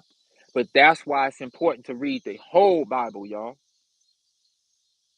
That's why it's important to read the whole Bible so that you can get proper context and then you can begin to see different points being brought to life within the pages of the narrative. Remember, I spoke on that new covenant earlier? Remember, I talked about the new covenant? And I know folks is like, man, what's up with this new covenant? Well, here we go. Hebrews chapter 8. Now, some people might go on and say, well, brother, that's the so-called New Testament you reading from. Where is the new covenant talked about in the Old Testament? If the Old Testament is the old covenant, right? And I thought you said earlier that the Old Testament and the Old Covenant was the foundation, and the New Covenant was amendations made to the Old Covenant. So why are you still in the New Testament? Hold on, hold on, hold on. I'm going to show you something. Chapter 8, verse 1 of Hebrews. Now of the things which we have spoken, this is the sum. We have such a high priest who is set on the right hand of the throne of the majesty in the heavens. Who is that new high priest? That's Yahshua HaMashiach, after the order of Melchizedek. Okay? After the order of Melchizedek, who was the original high priest in the days of Abraham. All right? Check this out, y'all. A minister of the sanctuary and of the true tabernacle, which the Most High pitched, and not man. For every high priest is ordained to offer gifts and sacrifices. Wherefore it is of necessity that this man have somewhat also to offer. Reference verses. Sacrifices. Go back to Leviticus chapter 10, verse 13. That tabernacle. Go back to Leviticus chapter 1, verse 1. For if we are on earth, for if he were on earth, excuse me, he should not be a priest, seeing that there are priests that offer gifts according to the law. See? Happy late Shabbat to you too, Queen Sister Carly.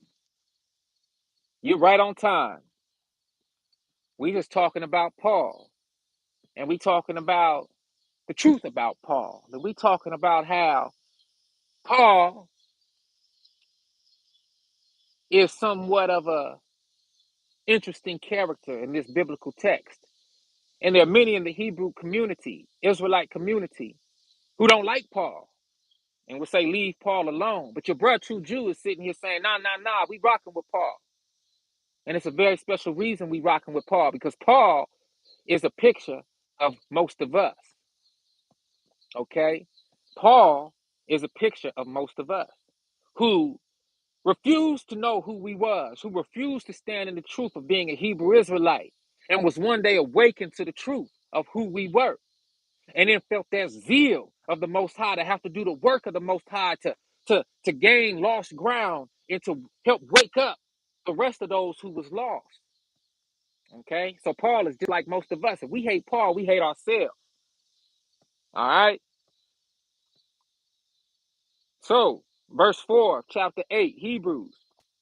For if he were on earth, he should not be a priest, seeing that there are priests that offer gifts according to the law.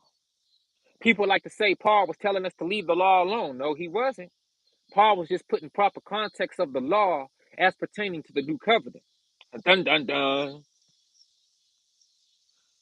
Who serve unto the example and shadow of heavenly things.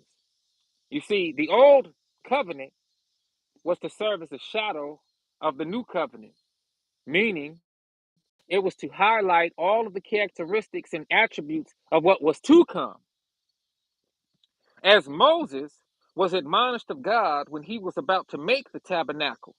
For see, saith he, that thou make all things according to the pattern showed to thee in the mount.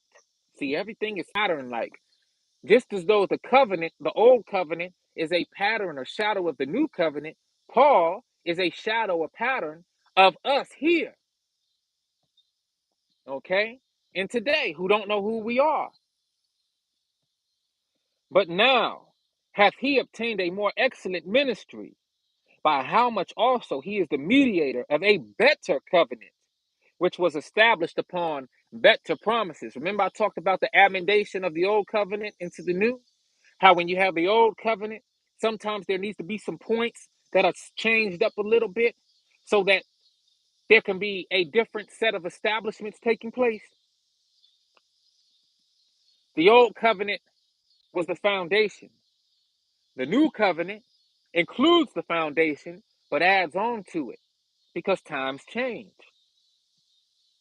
The new covenant is a better covenant and it's established upon better promises according to Hebrews chapter 8, verse 6. The new covenant removes the need for one or two priests within the community to conduct sacrifices on behalf of the whole, primarily because most of us have been scattered across the four corners of the world. And most of us, as we sin and break different commands and statutes and laws, we have no priest, no high priest to take a bull or a ram to or a goat to sacrifice on our behalf. Most of us are not descendants of the tribe of Levi and do not belong into the Levitical priesthood. Therefore, we are not lawfully sanctioned to conduct the sacrifices needed to expunge the commands and laws and statutes that we have broken. So a new covenant was needed. Yahshua, knowing that we would be scattered again, had to stand in as the final sacrifice and propitiation for us Hebrew Israelites breaking the law, statutes, and commands that were given to our forefathers and foremothers so that we can be forgiven. But here's where it gets tight for the other nations of the world, the strangers within the borders and gates of Israel. If those individuals wanted to join our flock of the house of Israel, now they can be included because the old covenant was that of exclusion. Only the Israelites are under these law, statutes, and commands. The other nations of the world we have been removed from and set apart from them.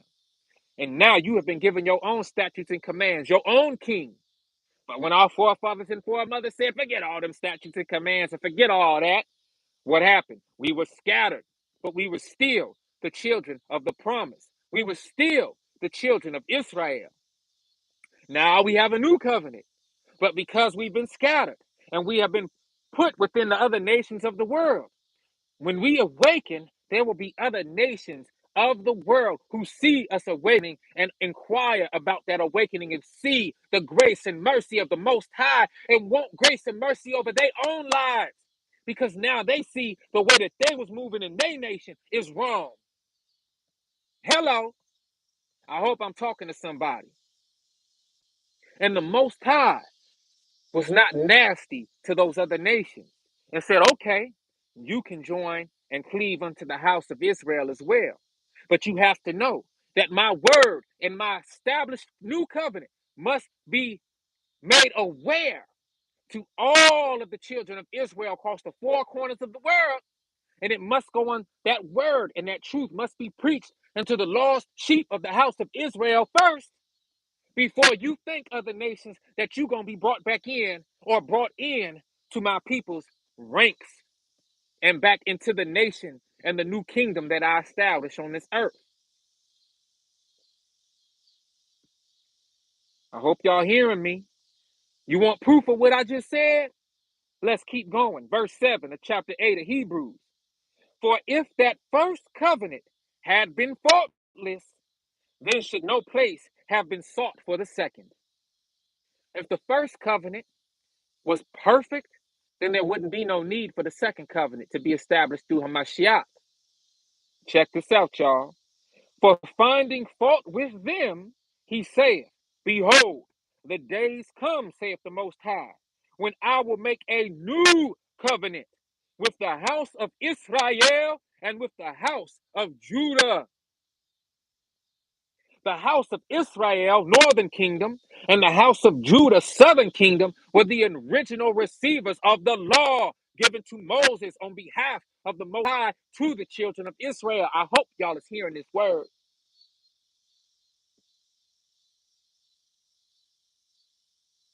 If you're going to be mad at anybody, don't even be mad at the forefathers and foremothers. Be mad at yourself. Let's be mad at ourselves because we are their descendants.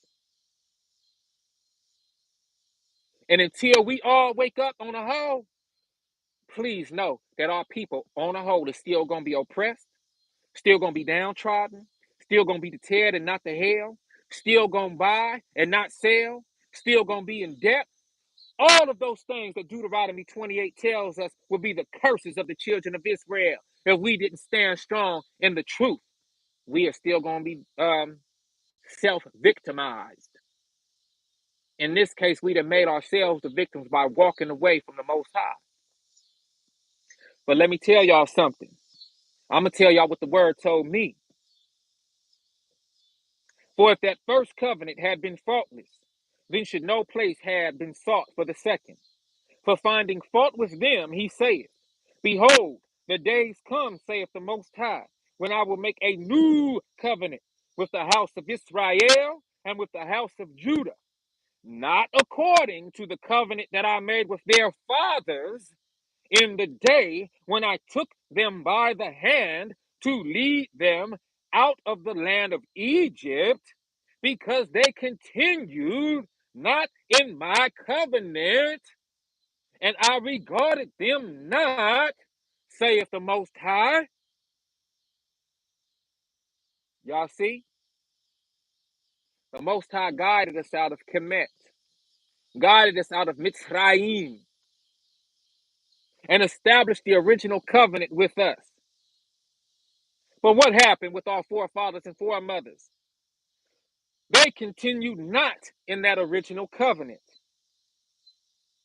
Then we fell into the curses that are shared with us and presented to us in Deuteronomy chapter 28, right? But verse 10 of chapter 8, Hebrews then goes on to say, For this is the covenant that I will make with the house of Israel after those days, saith the Most High. I will put my laws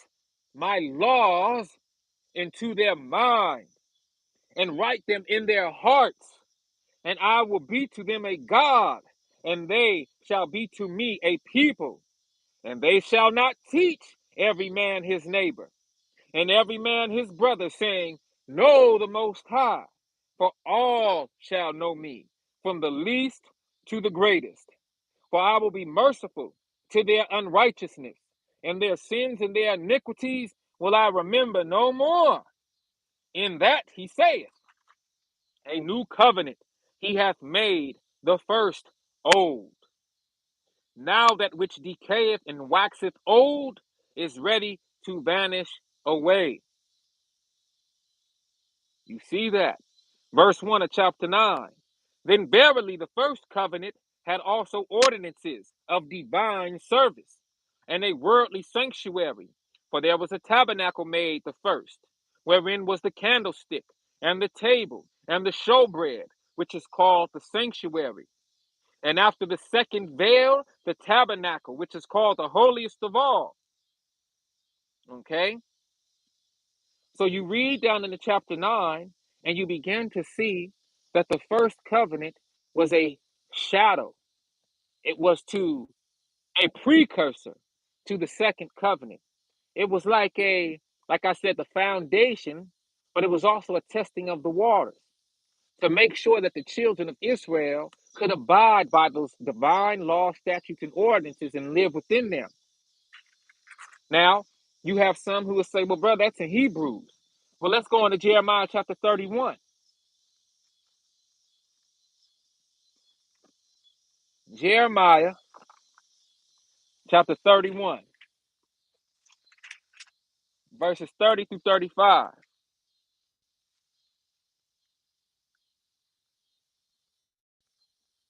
Once again, we see the new covenant.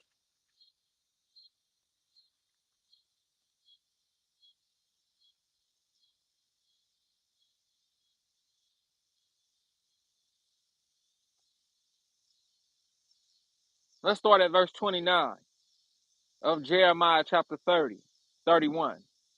So we're going to start at verse 29 of Jeremiah chapter 31. In those days they shall say no more, the fathers have eaten a sour grape, and the children's teeth are set on edge. But everyone shall die for his own iniquity. Every man that eateth the sour grape, his own teeth shall be set on edge. Okay? Now, these two prophetic verses reflect the African philosophical aspect of life. Judge each man according to his works. Therefore, the essence of African morality is that it is more societal than spiritual. It is a morality of conflict rather than a morality of being. This is what one might call dynamic ethics rather than static ethics, for it defines what a person does rather than what he or she is. But as we go on to read verse 31, behold, the days come, saith the Most High, that I will make a new covenant with the house of Israel and with the house of Judah. So you see, Hebrews chapter 8 speaks the same word as Jeremiah chapter 31, verses 31 on down. Verse 32, not according to the covenant that I made with their fathers in the day that I took them by the hand to bring them out of the land of Egypt, which my covenant they break, although I was a husband unto them, saith the Most High. Now, one thing I like to talk about real quick is the Most High had two wives when we talk about in the people of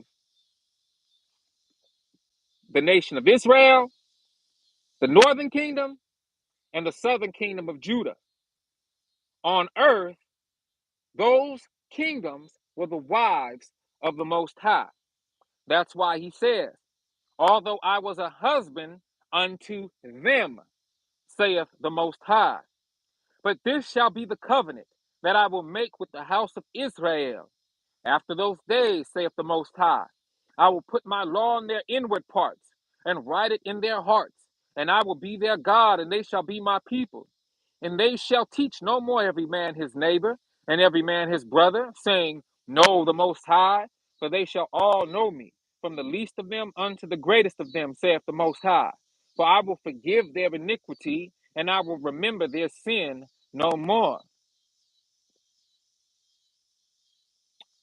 Verse 35. Thus saith the Most High, which giveth the sun for a light by day, and the ordinances of the moon and of the stars for a light by night, which divideth the sea when the waves thereof roar. The Most High of hosts is his name. If those ordinances depart from before me, saith the Most High, then the seed of Israel also shall cease from being a nation before me forever. Thus saith the Most High, if heaven can be measured, if heaven above can be measured, and the foundations of the earth searched out beneath, I will also cast off all the seed of Israel for all that they have done, saith the Most High. In other words, the heaven above cannot be measured. In other words, the ordinance of the moon and the sun will not depart. In other words, because the elemental established ordinances in creation will never go away, neither will the children of Israel from before the Most High. Okay? That's a metaphor to say that if you can measure the stars and you can measure how high the heavens go and you can control the sun and the earth the sun and the moon from down here and make them do something, then the children of Israel will go away. But that's never going to happen. That's why we know that the children of Israel are still present on earth today. That's another reason we know that the children of Israel ain't going nowhere. But we also know that a new covenant has been established within the children of Israel. And the children of Israel, the law, statutes, and commands will no longer have to be shared and spread by a high priest from the Levitical priesthood, because we have been scattered all across the four corners of the world for what we have done in walking away from the first covenant. Now, the new covenant will be made manifest within our minds and our hearts as children of Israel. And now the Levitical priesthood has been placed within Hamashiach. Okay? Now, Hamashiach, Yeshua, represents the tribe of Judah as being the ruler, but also the tribe of Levi being the high priest. And just like Melchizedek was the ruler and high priest at the same time, Yeshua has taken after the order of Melchizedek and has become the ruler and high priest in this time. Woo! It's a lot, y'all. But that's why this book right here is not for everybody to teach. It's not for everybody to be sharing the words of it. And that's why, again, why there's so much confusion. You have so many people who are not Israelites. There's so many non-Israelite people who are trying to teach what this book is saying in this narrative, that it's simply confusing the world. And it's causing our people to run away from it. And it's causing our people to not want to stand strong in the truth that's presented, and in turn trade this truth for new age teachings and all sorts of contrived thoughts and ideas that aren't of the Bible or aren't of the biblical narrative. Now, to each his own. That's why we just read in verse 30, but everyone shall die for his own iniquity. Every man that eateth the sour grape, his teeth shall be set on edge. Every man shall die for his own iniquity, but every man shall be forgiven based off of the final sacrifice as given and provided through Yeshua Mashiach. Look, y'all, this was a great lesson. I had an honor spending time with y'all today on this Shabbat. We have a lot to consider. First of all, let me take a sip real quick.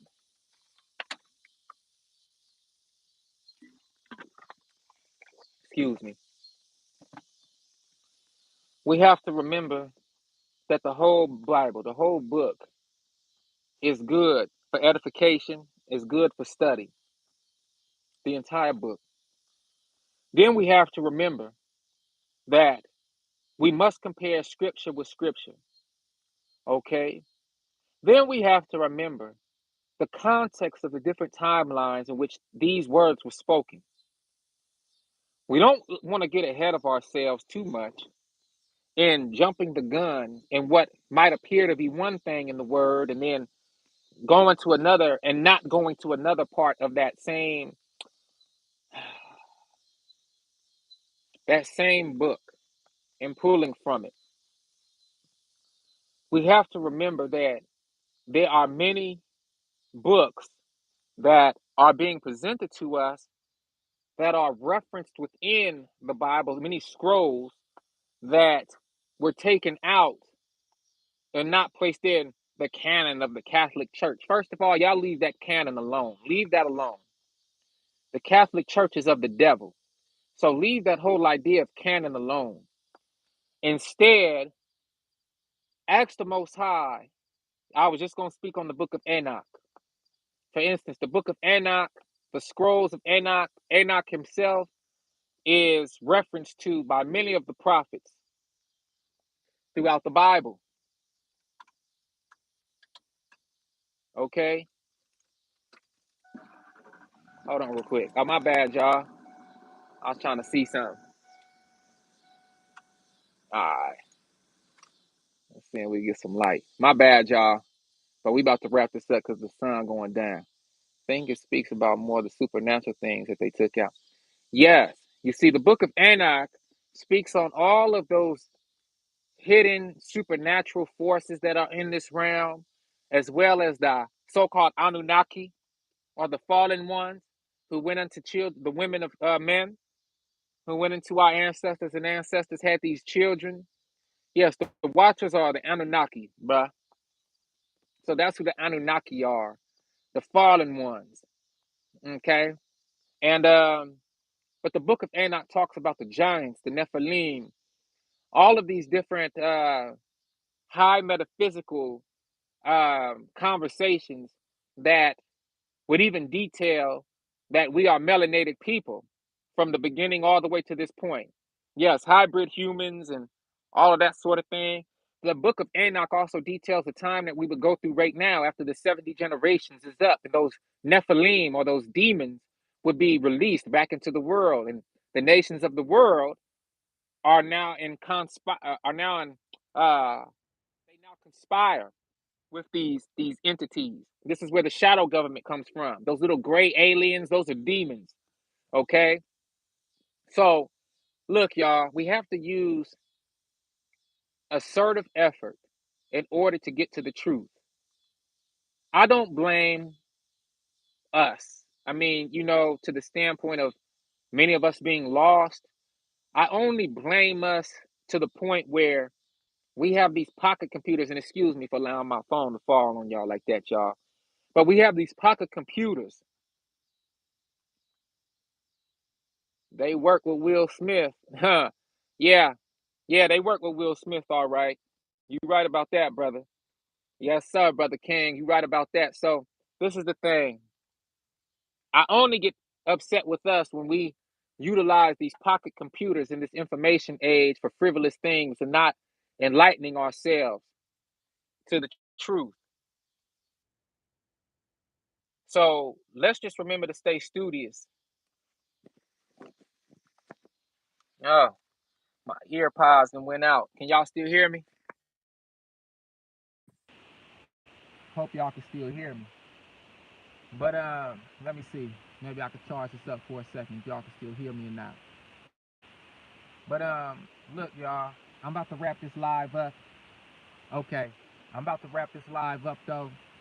Just continue to stay studying, stay studious in your studies, pray without ceasing. Shabbat Shalom, Shabbat Shalom, to all of the Hebrew Israelites across the four corners of the world. Um, I love y'all to life always. I thank y'all for spending time with me this Shabbat. I thank the Most High for the world, for the word being presented through us this day and giving us something deeper to think about in regards to Paul, in regards to his place in the biblical narrative. What you just say, bro? I seen it flash up. I just seen it flash. Cool, peace. Yeah, peace to you as well, brother. And we got to keep on standing strong. I know y'all seeing the craziness in the land. I think I might go on and talk about that whole Elizabeth II thing some more and talk. If y'all ask me, I think she was already dead around the time that Harry and Meghan left the castle. That when they left and things started getting boarded up and all of that, I think Elizabeth was already gone, y'all. They did like a Nelson Mandela type thing where Nelson Mandela had been passed away for a minute, and then they revealed that he passed away so it wouldn't cause a bunch of craziness in the land down there in South Africa. But I think she was already dead. And so I'm gonna touch on that, I think, talk about what's going on in these years to come, the 7-year tribulation, because look, we seeing it all around us. So much is happening right now, y'all. This year not even done. And they always hit us at the end of summer with a lot, y'all. And I don't think we done. I don't think we done. I think there's a lot more spiritual surprises to take place. I think there's going to be a lot more false flag events. I think there's going to be a lot more okey dokes. I think there's going to be a lot more in the media. There's going to be a lot more weather anomalies. Oh, yeah. Rest in peace to the brother Kobe. Sometimes I be feeling like he not even dead. I'm not even gonna lie, y'all. Sometimes I be feeling like, hey, did they really kill Kobe? Yeah, I had a thought. I never really shared that one, but part of me is looking at that like, wait a second, did people even die on that helicopter? You know, I'm just saying. And maybe I'll talk about that later, but nonetheless, it's still a lot going on, y'all, and they trying to get us to move from the truth, and they trying to get us, they trying to okey doke us. So you got to stay strong. That's what your brother's asking you. Stay prepared because you don't know in their system when they're going to flip switches on us. You know what I'm saying? And do certain things that will stop us in our livelihoods. So just stay strong, stay prayed up. It's not about fear mongering, it's about proper preparation, preventing piss poor performance. All right? Look, I love you to life always. Stay blessed. Stay vigilant. Most High Mama and Papa willing, I'll be back with another one. But until then, gone.